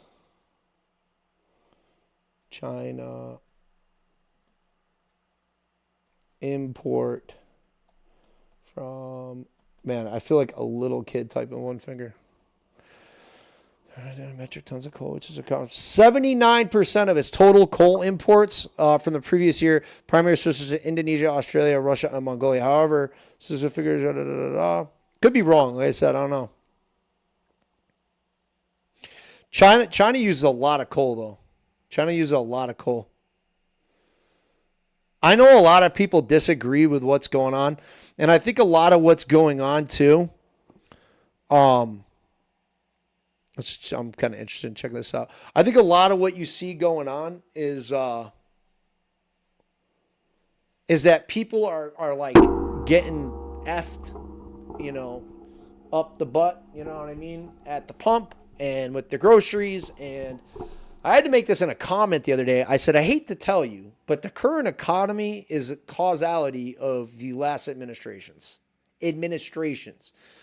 Could be from old Trump administration. I'm not saying this is just Joe Biden's fault. But arguably the same thing could be said about Obama's presidency. It was the last administration's bullshit, right? But I know we joke a lot about the Dow's at 50,000. Pam Bondi said that, and that shit pissed me off when I was like, we have so many other problems in that. But when I really think about it, it's like, my uncle said it to me, Vietnam vet, and he's a big Trump supporter, loves him, dude. And he's like, the economy's booming when he's in office, blah, blah, blah. But I have to admit, like, there is a lot of financial confidence that goes in line with Trump being in office. Like, anybody I talk to is like uber super wealthy or rich. They love this guy being in office, man. I don't know if it's a positive or negative. I don't know if I'm about global economics to really speak on it that much, but I will say, the biggest money movers, the biggest market makers, which is like anybody who can affect an investment market with just the flex of throwing money in or pulling money out, they always seem to like I said, when he's in office, they seem to make some pretty big moves. The only thing I will say that was really negative though is there's plenty of stories on this. There's a lot of people who seem to benefit like 24 hours before a big announcement going on. If you'd be trolling me if you're telling me there's not insider trading going on between a couple people, and those people should be fucking fried. Dude, I'm sorry. That makes my blood boil. That makes my blood boil that somebody who already is doing extremely well says, you would take advantage. No, the fuck I wouldn't. No, I wouldn't. No, I wouldn't, dude. No. You're like, well, if you get away with it. No, it's literally, because you think about it, ethically, it's robbery, bro. Like, you're taking advantage of a market that you had access to information nobody else had. And if you think that's just, it's just anybody would do it. No, dude, you're just a sociopath. I don't care. I don't care who you are. I wouldn't do it, bro. I wouldn't. I would not do that. There's no fucking way. And because you know why? Because I know. Because I know at the end of the day, I got to go to bed and be me. That's why. All right? People say, you couldn't understand what that level of power and money would be. Well, I guess I'm grateful I don't have that fucking problem. But I wouldn't do it, dude. But when somebody makes, multiple billions of dollars off of insider trading shit, that shit pisses me off, man. And yeah, I would like them to get a kibosh on that. Let me see what this is.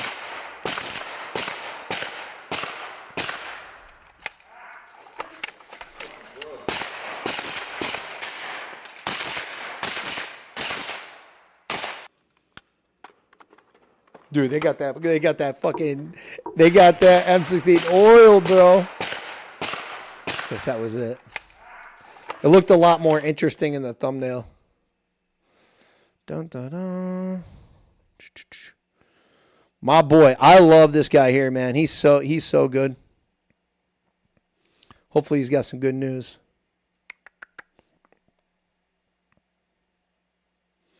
I keep hearing back and forth information.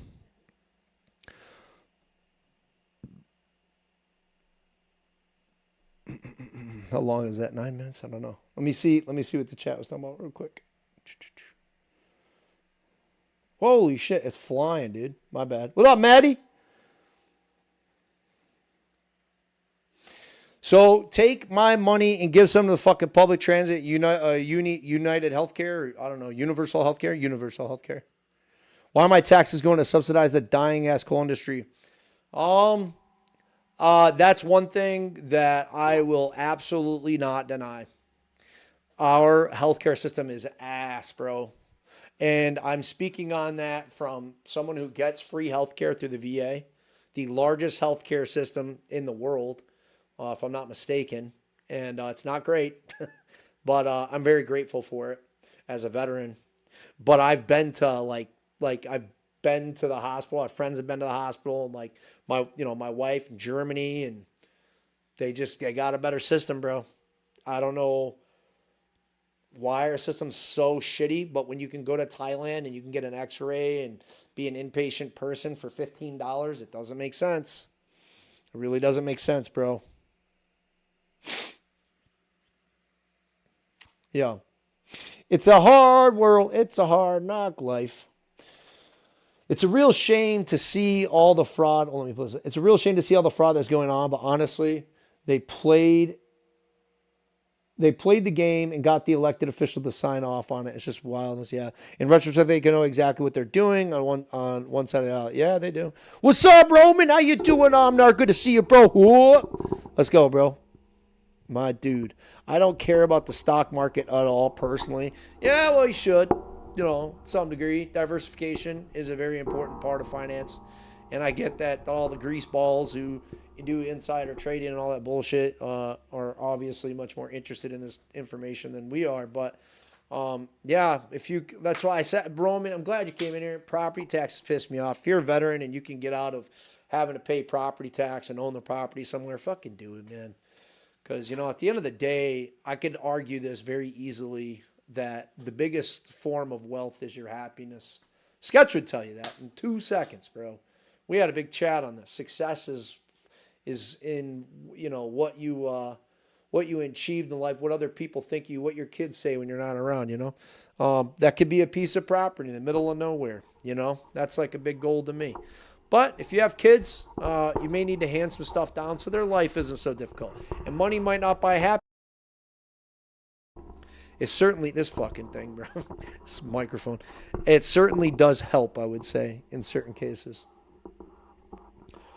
They need to be, we all know they're doing it. They need to be held accountable. Not free. We earned it. Agreed. I get really pissed off when our taxes go like this fraud shit's getting me pretty ticked off, bro. When you have to pay so much in taxes and then you see all the people abusing the system, dude, I just ain't cool with that shit. I have no problem with buying better equipment and upgrading our military. We have a badass military, right? But like, dude, if I could go back in time and be 44 years old, when I was a kid in the, when I joined the military in the year 2000, if I could go back to that time and I was a decision maker and I'd say, hey, we're all going to pay a little bit of taxes. How do you feel about buying everybody better night vision? Pelletors, we're going to develop that system. And we want to make sure everybody has a suppressor and a really good rifle, right? Let's make sure all these guys, we're going to make sure their armor, their body armor's fantastic. And we're going to really focus on the infantrymen and their hearing and their future and safety. And that's what's going to happen. The whole steak and lobster argument, right? I'm for that shit. But when you hear that some, like these guys, these mob guys who are running hospice bullshit in California, dude, like that pisses me off, man. Global stock market is a scam to me personally. Going to bed? No, don't go to bed. Don't go to bed without me. I'll give you a back massage. Black Widow Gaming, what's up? Brick, yo, what's good? Americans are greedy. It's kind of funny too. What up, Shadow Wolf? How you doing? Yeah, I can't deny part of that. I can't deny that truth in that. I love this country, bro. But I'll tell you, last night I was listening to, hopefully, Miss Fuck You hear this. I hope I wasn't too late missing that. You doing good, Shadow? That's what's up. Yeah, this guy was like talking about how he's like, didn't want to pay $3 for a candy bar. Another guy was talking about how he couldn't buy a side-by-side for his kids. And I'm like, I hear all these people, but at the same time, the thing I kept hearing over and over and over was Americans shouldn't have to do this and Americans shouldn't have to do that. And yeah, I'm going to be honest with you. We do have access to some cooler things than a lot of the rest of the world. And it can form an expectation that's almost unreasonable. And when you've seen what people are happy with so much less, it does make you kind of think that there's definitely some truth to that. But I wouldn't say that, like, there's a lot of Americans who ain't fucking greedy. We're all just people, and I would say you got greedy people everywhere in the world. But I get it. I get where you're going with that, the angle, you know. I'm probably guilty of that at some times too. I've been very blessed. You know what I mean? It's kind of we're the silver spoon-fed country to some degree. You know what I mean? Let me just click on this real quick and see what he's talking about. We have major breaking news today out of the state of Virginia, and finally, it is good news. I love the Y when files, we Roman. lost the Virginia redistricting referendum last night, I told you we lost the battle. We did not yet lose the We're war. spoiled And kids, today, Black Widow. We won our first battle as well. A circuit court judge has thrown out the results of the redistricting referendum. Now, I'm going to break down what this means. I think his logic makes clear sense, and I think we have a better shot than almost any of you think that the Virginia State Supreme Court will side with us. I love this I'm gonna get kid, into dude. all He that does a good in job. Just a second. Before I do, please do subscribe down below if you're new, if you care about this kind of thing. It helps really get these videos out there. I really appreciate you, and let's get into it. All right, so last night, everyone was saying we're all going to die. I think that was one of the top comments of my video. We're all gonna terrible die. night last night, bro. It is not over yet. It is not over yet. And I'll talk about kind of where we stand and what the probabilities are, in my personal opinion. But it is not over yet, not by a long shot, right? It's passed, not finished, right? The amendment squeaked by about 1.4 percentage points. That was a much tighter margin than the polling I had seen had predicted, like internal polling. Roughly 89,000 votes out of 3 million. Again, 89,000 votes. There's like 800,000 people that voted, that can vote in the state of Virginia that are not that are foreign born.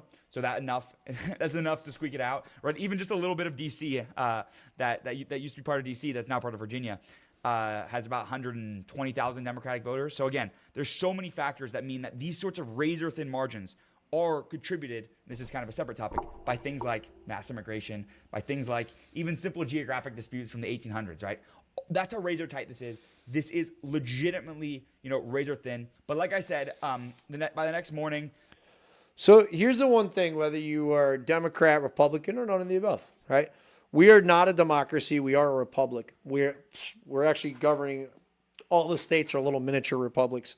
The reason democracy, we're a democratic republic, but the reason democracy is like, this is the way I want you, like, everybody screams about democracy, the free world, but don't fully understand why democracy can be really dangerous. And we're seeing it here in Virginia.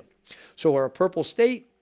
We're represented in about 45-ish% to 55% Democrat, 45% Republican. And so we like to have a 50-50 split in all our representatives and so on, and the way we vote. And that's what makes us a purple state. And they're trying to redistrict, and many other states do this. So I'm not trying to make this about me. Texas did this shit. Trump asked them to do it. Massachusetts fucking did it. California did it. This is a terrible moment in history for this to be happening, but this is what happens. So what happens, though, the problem with a democracy that's a full democratic democracy is that 51% can decide the fate of 49%. So 51% could just vote over and over and over and over and over for all the bullshit that their party wants. And our founding fathers knew this, right? This is why you have the Electoral College and whatnot. So when you have a full-on democracy, let's just imagine for a minute, right, that like everything you hate about anything could be effectively chosen by 51% of the rest of the population. They just happen to make up the majority of the body. They would all decide, yeah, we want to do this. We want to make religion mandatory. We want to change Roe v. Wade. We want to make guns illegal. We want to do this. We want to do this. And they just did that for everybody. Now you'd argue, say, well, that's what the people decided. That's what people voted. There's a problem with that, though. when it's close where it's neck and neck, that's a fucking issue, man. Because clearly, if it would be a lot different if 98% of everyone voted this. That would be a perfect society. But that's not the way we live. And so people are split on things. You know what I mean? So having equal representation is actually a really good thing. And they're trying to change that. And that's what he's talking about a little bit here. Let me know what things that have been really getting to you. It's one thing I forgot to ask in the beginning of the stream. If you got a topic that you really driving you nuts, or something you want to cover, or something you don't think that's getting enough coverage, please tell me in the comments. Tell me down in the chat right now. I would love to cover it. I would love to talk about this stuff. That's what this is for. And it's to chat it out and like I said, move forward in a positive light. Not everything's all that super negative. And once you see it that way, like I said, you can start preparing a little better and be good to move forward. You're in a good spot. That being said, I was going to say, I wanted to look up, I was asked to look up in 1984 something. I'm going to do that while this is playing. But that's why I clicked on this video. It was gerrymandering that was going on, if you didn't know, in Virginia. The judge called it flagrantly misleading. By the way, this is my website. It's we do take a lot for granted. fairandfreedom.com/VA redistricting. I update it continually, so if it's a little out of date, I'll be updating it. Constitutional Republic, The judge called it flagrantly misleading. This is the exact sentence that Virginia 72 voters memes got it on April 21st. And it is flagrantly misleading. Obviously and clearly, this is flagrantly misleading, and it is an absolute miscarriage of... Hold on. I was talking to Davey. I was talking about yours. You talking about Maka remote viewing. You talking about the remote viewing that we did between both the Russia and America, remote viewing, and the crazy ass story behind them being able to find a sub base? Justice that this ever made it on the ballot. I would say the same if it was Republican, and I certainly am saying that here too, because it is absolutely obvious, right? I do not know how you can construe this as a reasonable, fair text. You can't. You simply cannot. I'll look it up. Okay, here's the text. Should the Constitution... Uh-oh. Do we lose stream? Hopefully not. Be amended to allow the General Assembly to... Uh-oh.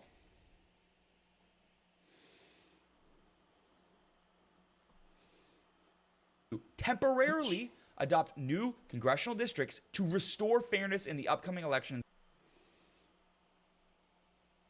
While dude, this is ensuring it's going to resume running rough. Right. Should the General Assembly temporarily restore fairness? Yeah, of course. Yeah, I'll vote yes, right? Yeah. Based on the official ballot text, I would vote yes. Yes, they should be allowed to make, restore fairness. I guess. This is a wicked problem, dude. So they spent $50-something billion to fool everybody. And the way the words were written, should we allow fair elections, was like the verbiage that was used. So people were like, yeah, let's make elections fair. So the answer was yes, I want fair elections versus no. It was really worded fucked up, super loaded. I can't stand when any party gets going. I do not lean left or Democratic. I'll be clear, but I've been saying a lot of times that I try to be very down the middle, but I'm making my stance pretty clear that I lean with the fucking Constitution. That's where I go. And when you do shit like that, I'm not down for it. I guess there was some, terrible going on. I'm looking up what you said, Davey. Right? That was what's on the ballot, not the actual map, right? The actual map takes Virginia, which is a ostensibly mixed state, right? It's about 52% Democrat, 46%. Oh, that is wicked creepy, dude. Hold on. The souls are trapped and harvested. We live in a prison planet where the souls are trapped and harvested and outline potential paths and liberation. The remote viewing sessions reveal insights about nature, reality, and controls the existence on Earth. I have a little belief into that as far as my faith goes. I mean, I don't really know. You know what I mean? I'm not here to try to change you into a Christian or any of the above. I've read all the top 3 books, and I'm very big on my faith. But I do, my wife said something to me a while back. She said, I forget where she said this comes from, but she said, we're all placed on this earth to learn a lesson. And when we're done learning the lesson, then that's when effectively, I guess your time's up, right? You have a specific amount of time. And it's always stuck with me. It does feel very natural, if you will, to It feels like a very organic truth. I don't know how else that. It really feels right, if you will. It feels in line with my faith, if you will, too. Like, it's just something about it that does feel like, why me? Why now? At this timeline? Whatever. Why existentialism? And I think this study suggests that this is something functions there as kind of a, almost like it says here, a prison planet, but maybe it's a, I don't know, the Matrix, if you will, right? But regardless, I feel that at the end of the day, don't obsess over this and kind of allow yourself to go back to, even if that were true, you should function as well as you can to functioning in the form of free will and moving forward. I know soft topic from the video, but I'm just looking at what you said. And I'll tell you that the one thing you could take away from me is that it's been extremely influential to a positive life when I was a very negative, dark person years ago. And the biggest change to my life was living my life as if there's absolute free will and I could be a good person and it was meaningful, and stop living with regret to do the right thing. And man, did I start sleeping better. Man, did my life go a lot better. And so I mean, maybe that's true or not, but religion plays a large part of that in human history. And you might be you might be an atheist, you might be, agnostic or whatever, but when you realize that all your country's laws and your rights and everything else are all based in religion, typically, it'll all make a lot more sense to you. And it kind of flows with, no matter what the answer is, when you lead on that path, you kind of stop worrying about death a little bit, 6% Republican. It takes it from a 6-5 Democrat lead in the House of Representatives to a 10-1 Democrat lead, right? So it is an 8-point swing. That's how significant this is. Sorry, an 8-seat swing. That's how significant this is. There is no. I'll look it up, Davey. Not right now. This closely divided should only have one Republican representative. Yeah. It doesn't make any sense. It is so clearly, disgustingly unfair that I don't even know what to say. And again, I understand the arguments that other. Okay. Well, this is at Bearing Freedom, YouTube. Check him out. I put his video in the chat before. Like, see this shit right here? Like, this is some AI generated shit. Like, this is some bullshit. This shit pisses me off when I get these not interested. Tell us why. I don't like the fucking video. That's why. All right. Don't show me the channel, nothing. So, anyways.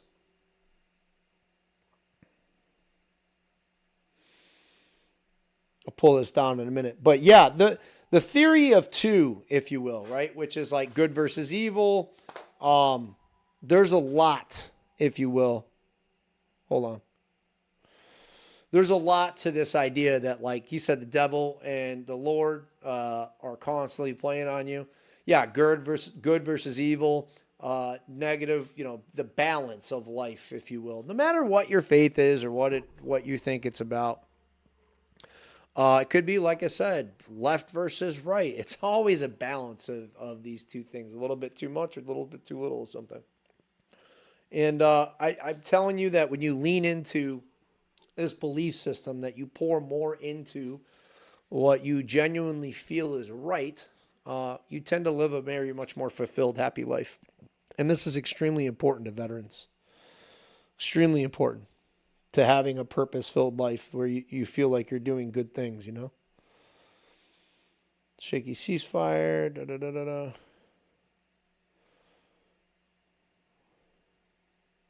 Dude, I was in Cali, man, and I'm telling you, you want to talk about, I was at a Walmart, and the private security there, I thought it was the feds doing an investigation. They were rolling around with like full autos and shit, man. Like body armor, fully automatic, up armored vehicles. This was security for a Walmart. Crazy, dude. Crazy. I like these armed attorneys. They do a good job. I'm going to click on that, actually. Virginia from Democrats. I don't know about all that.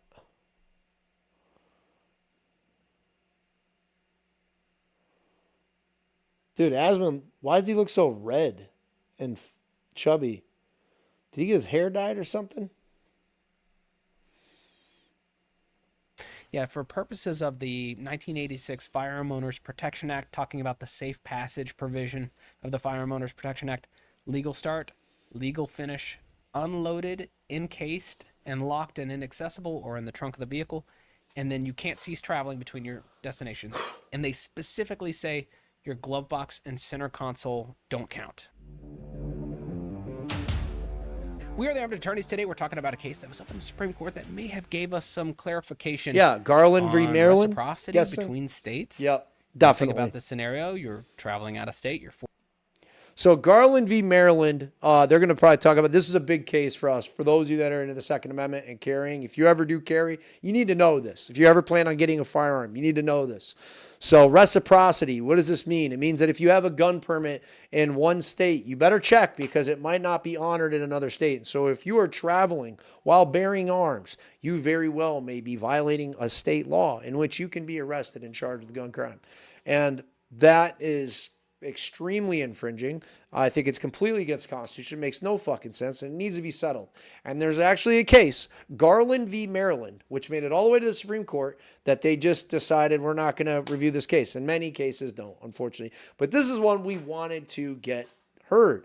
Garland v. Maryland was a female who I have, Ava Garland, I think it's Ava Garland. She was traveling from Virginia to Pennsylvania to see her mother. And during this time, she had a loaded firearm and her firearms permit from Virginia, concealed handgun permit.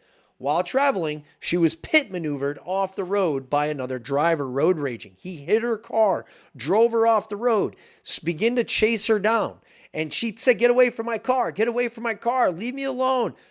Ordering this guy away, would not listen. She decided, I'm going to display my firearm. This is getting scary. She displays a firearm. Guy backs off, calls law enforcement. The only fucking person who got arrested that day because they got hyper-focused was Miss Garland. And so this became what she get charged with, a gun crime, illegally possessing of a firearm in the state of Maryland without proper permitting, which is insane. Supreme Court should hear this, needs to hear this. I'm personally tired of it. Burns my fucking gears, dude. Like, gets me pissed off. You know what I'm saying? And so, yeah, they decided they're just not going to hear this case. So Miss Garland remains a criminal. She's not a criminal, but on paper she is, because they're saying she violated a gun crime and protecting herself. And so that should burn your gears too.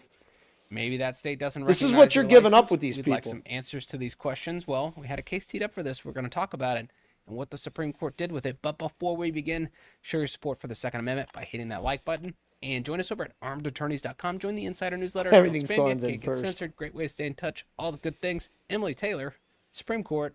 What's going on? Boy, this was disappointing. Yeah. So we actually had, out of a criminal conviction, a woman file her petition for certiorari with the Supreme Court pro se. You're right, throw that up. Gaby. That'd be, I mean, fantastic. Good for her. Good for her. So Yo! ultimately, Oh, yeah, I'm sorry. This is real. I'm going to let this video play, but my life started getting better when I stopped lying. It was like quitting drugs. Totally agree with you. Yeah, I was the same way. And I once read a comment that said, I don't understand how you tell the truth. Lying is so easy and telling the truth is so hard. And I responded by saying, when you stop lying and just tell the truth all the time, you never have to remember your lies, and your life becomes a lot less complex. And you're right. It's incredibly uplifting. A lot of people will push away from you. A lot of people don't like it. But the most important people in your life are going to appreciate you for telling the truth, telling them that they might not look good in something or that something might not suit them the best, and maybe that you're not doing your best. And then you'll actually weed out shithead people just by being a good, honest person. And then fucking praise you for expressing that with me. And you're right. We do need national reciprocity. What we had was this very interesting scenario in which Miss Eva Marie Gardner was traveling between her home in Virginia to her mother's home in Pennsylvania, and she was doing so with a firearm in her vehicle, her handgun, that she was licensed to carry from her home state of Virginia. Well, enter the state of Maryland, and she is confronted with this maniac who allegedly attempts to run her off the road, and ultimately she has to display her handgun in order to deter him. After he aggressively approaches her vehicle, she calls 911, police arrive, and it being Maryland and her having a gun in the car, what do you think happens? Yeah, obviously she's the bad guy. Obviously. Well, right? and it's what's crazy is undisputed facts here. Yes, the vehicles collided with each other. He struck her twice. He has no information. No information. So I'm just going to read between the lines here. He's an illegal alien, didn't have a driver's license, didn't have insurance. The car wasn't registered to him. Basically non-communicative on the side of the road, because all the court cites is his demeanor on the in-car video. Not available as a witness. Doesn't show up to trial or anything. He's in the wind after this, so they cannot get him for trial. So ultimately, yeah, because normally you would get charged with like an assault crime against that person. Right, and that's not what she's convicted of here, because they need a witness for an assault crime. So they get her for Maryland's tried and true, which is the possession of a handgun without a Maryland license, which she could not have gotten. Right. She could not have gotten. So here we go. It is a very good case for the Supreme Court to analyze. Ultimately, she's convicted at trial. She's convicted in her court of intermediate appeal, and the Supreme Court of Maryland refuses to take up the case. There we go. That's how we get to the Supreme Court. Yeah, and then the Supreme Court docket number, if you want to read the filings, it's 255961 Gardner v. Maryland. And again, pro se. The merits of the case state are of Maryland really said, good we're in not our even going to favor respond of to the this segment. thing. I was actually a little surprised. I mean, the Supreme Court said, no, give us your response to this. We want to hear it. Yeah, and so which would make you hopeful. Yeah, that does make. You know, Miss Gardner might not be with us today. Like the lovely, unfortunately late passed Ukrainian lady that had escaped the war only to be killed, you know, while traveling on public transportation. And that might be the case for her too, you know, had she not chosen to be, you know, judged by 12 instead of carried by 6, I think they say. And it's sickening to me that a lawful owner of a firearm, I didn't want to jump into the details and say this is an illegal migrant and they were driving on a rich car and so all this other stuff. That's fucking crazy. And so this guy is not the guy who is the subject of the criminal case. This just shows you the absurdity of the recent issues. And where I start raging out on some of the shit too, as I said, you have to like walk away from it after so long. And I'm sorry we're bringing it up on this channel right now, but it just enrages you. And I wasn't sure on those aspects. I didn't want to say those. I had heard little whisperings of that, but like if I hear from these guys, I know what the deal is. And that these guys are straight up about it. And it's just so infuriating that you can do everything right and you did all the right things and you followed all the rules, and yet our government thinks that you are the one that should be punished. And I cannot express to you how little fucking patience I have for that at all. I'm just being real with you. You know what I mean? And yeah, I don't care who you are. I think that you're being disingenuous if you say to me that, yeah, soccer mom, never had a crime before, had a concealed handgun permit. We have the Second Amendment, the right to keep and bear arms shall not be infringed. It's pretty fucking simple. She literally could have had her life taken. She defended herself, didn't even shoot at anybody, just literally used that right. It is a constitutional right, and yet she has 6 months of prison hanging over her head. Fucking nuts. Make you hopeful. Anytime the court, because I'll say generally, appeals, that's pretty common, right? When you're like, I'm not going to respond unless I'm so confident that this is the right thing to do. Remember We're that not going Ukrainian to room file too, a response. So Creepy Joe that's Biden not coming unusual. for your But when the court's like, pro se litigant, all right, Creepy you need to Joe. respond to the litigant. That's a little surprising. It is. So, I mean, credit to Miss Gardner. And we get some amicus briefs as well. We get amicus from the Second Amendment Foundation. We get amicus from who else? I just read them now. Off the top of my head now, I cannot remember. But we've got some good, I mean, our community supports itself and we support one another very well. And ultimately, the argument is this is a Bruin problem. You have a Bruin problem, state of Maryland, by prosecuting someone for traveling and for self-defense, your state, and for self-defense, and ultimately, that's sickening, the dude. Supreme Court doesn't agree. I feel like they So what kind of purposely choose arguments not does to Maryland answer make, cases Richard? like so this. Maryland really, they seem to spend most of their time on, hey, look, this stuff wasn't really argued in the trial court, and they missed all these deadlines, and the court was acting off of this imperfect record, and I'll say that's probably half of their response is just him and Han about the procedure side of things. And not for nothing, the Supreme Court does care about that stuff. You want a fleshed out record. You want good facts. That's how we get good law. When you have kind of these holes, yes, that does cause issues. Now, but do we need it for this? For a Bruin analysis? No. And here's why do we need it? Right. And so this is ultimately, I mean, all that kind of BS aside, we look at New York State Rifle and Pistol Association v. Bruin. Is this conduct covered by the Second Amendment, carrying in a state without a license? Ultimately, the question is, should a state be forced to recognize a license that's issued outside of their state? That's kind of the issue here. They kind of sidestep all of it. The courts in Maryland do. I'm going to be honest. I don't think we need permits. All right. I think the answer here is pretty simply, I literally think it's as simple as we just need to, if you can keep arms, you can bear arms. And then obviously the next question becomes the sensitive places thing. This is where they say, you can't have a gun here, you can't have a gun there. So, yeah.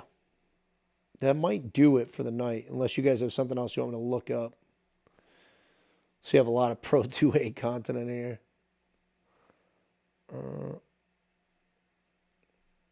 Yeah. I thought Nick Shirley did an excellent job. And the fact that they're saying, like, when you'll just see these comments here. Gavin Newsom posted an AI generated image of me snooping around daycares, trying to depict me as like a pervert. It'll say, like, when investigating fraud is treated as a crime, you're scamming the gay, rich stay rich, poor stay poor. Texas. It's like, when investigating fraud is treated as a crime, you're ruled by criminals. We shouldn't have to pay federal income tax. The overall response, though, has been a lot more positive compared to Minnesota, because people are realizing, oh, this is like a systemic problem here in the United States. This isn't a right or left issue. 3 to 7% of each tax dollar goes towards fraud here in the United States. So that means that each American is working 25 days out of the year to pay a fraudster. Has there been any response from the California government on this? They're trying to act like Gavin Newsom did this and that to stop hospices, but the problem is, you can go and sign something, but if you don't actually stop the bleeding, that means nothing. There's 1,500 hospices in LA County alone. Good job, you maybe cracked down on 50, 70 of them, but you have a lot more to crack down on and you didn't stop the bleeding. Yeah, 1 in 10 of your tax dollars, 1 in 10 of every dollar spent goes to a hospice in LA. And it's something insane, like 30% of all hospices are like in the country or ran out of LA. Like one city, not one state, not like, it's fucking scary, man.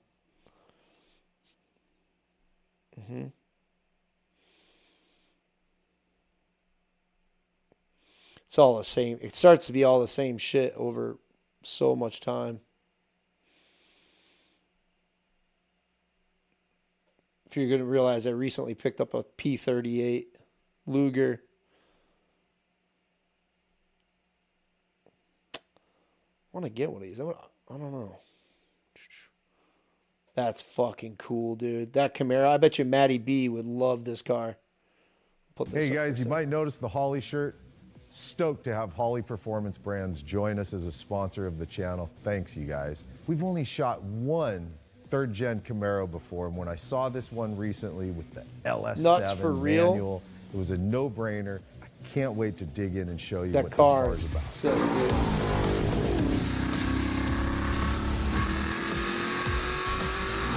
this is bad. I thought I saw something 1 to 2 days ago saying that vets will be able to carry no matter what. What? Dude, let me see that shit.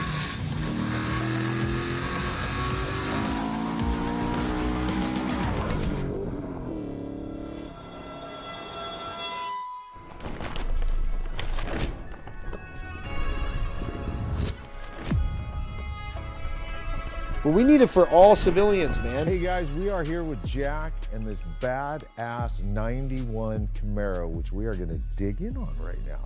Number one, this is a father-son project. It is. Which I love. I bought this car a while back ago, just seeing how the generation came very popular as time went by. So I wanted to kind of go in on the Camaros and get one of these and kind of like save it. When Pete turned 19, I offered him, you know, you want to get you a car or you want to build a Camaro? He decided to do the Camaro. And I like that was the choice. I would love to own that car, choice. bro. But he did say you need to paint it. So it was originally white, whole custom paint on it. Oh, I rock, bro. Yeah, stripes. dude. I used to ride around with a homie in high school. Late at night, we used to go out drinking beer, and he had an IROC, the black one, like, we got to build a little with sick-ass JL subwoofers, so I was like, 12-inch subs. Next step would be W0s or W7, I don't know, good kind ones. of, you know, W3s. work together. I took on the next project. Well, let's pop the hood and dig in there because the swap choice, if I remember correctly, I think I'm gonna look it up, third-gen I didn't Camaro see it, we've ever though. done was Kyle Tucker's, right? The Detroit Speed one. Let's pop this because didn't you say you took some inspiration from Active that? duty It's special a forces dry can sump carry LS7, anywhere? right? It is. Simmons Performance built it for me. They Forged could do that pistons. anyway. We got nice roller cam in it, lifters. It makes a lot of power. What do you make with it? Close to 700. E85. Yeah. Oh, it is. Pump gas, we're about, I would say about 670.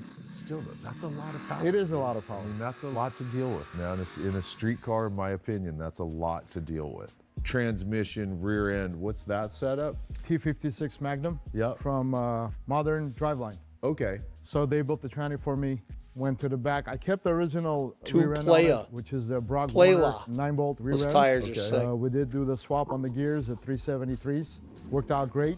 Yeah. Pretty tough rear ends to begin with, so I just kept it. That car sounds Handled it so well. hot, Did the bro. Holley management system on it. That worked out great. Those guys are great. You know, you can. That's reach a out, Corvette you can engine, tech right, support. Maddie? Chassis wiring. I try to keep some of the original one. Then I gave up on it. It was just turning into spaghetti under that dash. Fine I and did send the it. whole You could just chassis put it right in the wiring. chat. I did it myself, and I got the. Why do I Holley, never cluster bookmark on the there, important digital. stuff? So You're suspension, chilling? obviously, I see Probably the wouldn't be hard to UMI find. stuff Just up throw it here. in the What's chat. all? Everything in the front is UMI, tubular arms, struts, strut towers. I did use Hutchins. That trailing DoorDash girl arms got in the back. smoked, bro. QA1 shocks on it in the back, adjustable. Is it still the original subframe on the car? I kept the original subframe on the car. And then you've connected it all the way back. All the way back. I did the subframe connectors to the back. I had them all out, powder coated them, cleaned them up. I didn't want to go with the two-wheeler ones. I seen them out there. We're not drag racing the car. It's a street car. Yeah. Take it to the canyons. It's got. Yeah, you were saying the car works really well. in with the canyon. these tires on. It just. I love this intake here. This is really. That's what the fuck I want. I don't want a drag car. You know what I mean? Like I want a street car that's dope. Believe it or not, that took me a lot to figure it out. Some of them have the filter right on the intake. Some of them I think have that's a a whole aluminum tube. Corvette For me engine, being a Manny. race guy, being at the racetrack, you don't want to make this too hot. Yep. You're sucking hot air back in. Carbon fiber, when I seen it, it was just a game on for me. I was like, okay, that's got to work. The way you did it all, it's clean, but it For a still blower? looks serviceable. You know, like you didn't hide wires everywhere. You didn't, you know what I mean, right? Where you get too show car. Shit, that now bay it's a could pain in fit the a lot ass more to engine. Anytime you have to maintain or fix anything. I wanted it to look like a factory. Even the intake, I try to make, if you go back on these cars, they have the intakes, it's kind of like the same look as the factory look. Yeah. So it's just upgraded version of it. Sure. Try to make the car look like factory. It was as at much one as time? possible. I mean, I drive this car. Corvette Peter engine? drives the car, my son. Yeah. It's a show car, road race. LT1? Sort of, is it all in called? between you could do. I do have the bare brakes on them. 6-piston all the way around, 14-inch. Challenging pedal ratio and all that. Right. But once you get everything figured out, it just marries together. Yeah, Lambo orange. So you said the underside, which you wanted to keep the car white. I did. And it was them surprising you with orange, but you said you start white and then add the orange. Well, at the shop, when they were working on it, they were debating on doing a different color. I wanted to go with white. It was original. I wanted to keep it original. During that Bro got process, some sick cars I in the walked background booth, too. And my brother Johnny, he's laying the base coat on it, which is white. So I figured, Porsche. okay, it's Awesome, white. they're keeping it white. Yeah. And the car comes out and it's orange. And I'm like, ugh. So I guess Some of that was y'all the might base think coat that car to looks get stupid. this That orange, car you need looks a white base sick, coat. dude. But I'm happy with it the way it Dude, it turned looks out. great. It looks just great. looks great. The stripes, like I talked about, it's under the clear. We did. My fade wife on would the hate that stripes. car until the A lot first of time I took her for a consuming- drive. The car sat in the boot probably for like 2 weeks. I believe it. We had to do the stripes one by one, lay them I'd out. be getting lit. Sure. It took some time. It took I some like how they masking. get smaller as they come up too. It gives some depth to it, OG look to it. Yeah, dude, you're detailed about it, man. This front splitter that's on here, you didn't make that. No, I actually did some research, and I believe it was Hutchins, and he really needed that front lip to get a Body little kit. downforce on it. Yep. This kind of married it together, made it look real cool. Are you running forge lines on here? Is that Forge what I lines, see? that was Peter's choice. And Good got call, the dude. inspiration from Detroit Speed. Yeah. They had done a few of them, and I think they look cool. Besides cool forge line, you can't go wrong with them. And the car being on the heavy side, you want to lighter wheels on it. Yeah. Gives it a little more of a rotating speed, I would say. What tire sizes did I remember we talked about it before, but 275, 18 in the front, 315s. I believe it's a 45, 18s in the back. Yeah. I did have to massage it in there a bit, but it worked out fine. And she needed you're not it. tubbed back there? It's not tubbed. So you guys, our friend Nico from Vintage Motorworks. Great Shout guy. out to you 18-inch guys. rims. It just He's doesn't the look like one that. I thought did they were your like exhaust. 15s. So did he do header all the way back, or is it a header setup and then? Header set up, and then Nico took over from there. I am speechless on the work he did. Yeah. I mean, it's just looks like a piece of jewelry underneath there. What are you, 2 inch? 2.5 inch. It goes to H pipe. 2.5 and then inch it piping? turns oval for some clearance, and it goes all the way to the back end. And then he has a brace sort of attaching two of them together. Instead And of he's going got a over the street rear legal, end, right? he Like went it under looks the it. rear end, and it turned out Dude, it's just perfect. crazy. Like a muffler and the whole Let's check out nine. this Must live in bitchin' California or some interior. shit. I knew as soon as I sat down in here, I was going to be bummed that it's not my car. This is bitchin'. Boy, does it put you in a driver's position. Just a lot of seat time. Damn, Things that out. thing's You can pop badass, that steering dude. wheel out as well. Oh, it Quick is a release. quick release. Yeah. And then you also still have tilt on I here. kept the yeah. tilt. I rebuilt the whole column, but I kept the tilt. Just cool to have it. Yep. This is there's still a lot of, like, this is still original dash, right? It is the original dash. I believe we bought a new cover for the top from Classic Industries. Some of these panels here, I had them hydro dipped to carbon fiber to give it that look, because they don't sell these carbon fiber. It's so funny, as I'm looking at the hood, we never even talked about that it's running a carbon fiber hood. That's a friend of yours. Yeah, that did I that, saw right? it. Greg, Ultra Carbon, great guy. I seen him post that up on Facebook one day, and I was like, I called him right away. I said, I'm taking it. I need one. And Yeah, but the tie-in with that, the carbon here on the center console, I mean, I said it from the second that Peter sent me over pictures of it originally was, hell yes, let's shoot this car. And now digging into it more, especially when you add in that you and your son and your brother, that you guys did all this together, it's cool. everybody gave it a lot of love. Yeah. The best part was me and Peter built a friendship than just being father and son. That's that great, that man. makes me feel really happy, and I'm really proud of that. You nailed it on the seat choice. These things are so comfortable. All right, I that's like gonna the do it, Alcantara man. touches.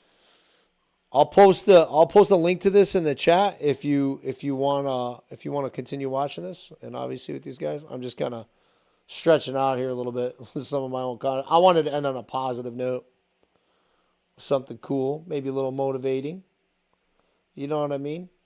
And then that's probably gonna do it. Unless you guys got anything else, I'm gonna head on out, man. Probably go grab some dinner. My teeth's feeling a lot better, man. Appreciate you guys hanging with me. For those of you that have been here since the beginning, a lot of you would know it's been a crazy ride. From going from streaming to 70 to 100 people and gaming and all that stuff to take these big risks to build this shop, bro. And go on the lighter side of stuff. You could see the old NBC gear going on back there. A lot of the shop that Tokarev shotgun, very cool. You can pick that up at PSA, I believe. No shout outs, no affiliate links or anything like that. It's an airsoft, not real thing. Whatever. But yeah, you can check that out. It was pretty cheap. Pretty cheap. Lot of work has gone into this in my life. And yeah, I hope you guys are appreciating it. Thank you guys for sticking with me. You mofos have an amazing evening. Thank you guys for sticking it out. Hopefully nobody's really, really delayed, because you might not hear this till later. But I will see you guys later, man. I'm gonna go grab some food and take my dogs out. And yeah, I'll probably go work out. But I'm pretty hungry. So I think that's gonna do it. All you veterans out there, thank you for your service. Love you mofos, dude. It's good to see all you guys. And as always, dude, keep your head up. Keep coming back.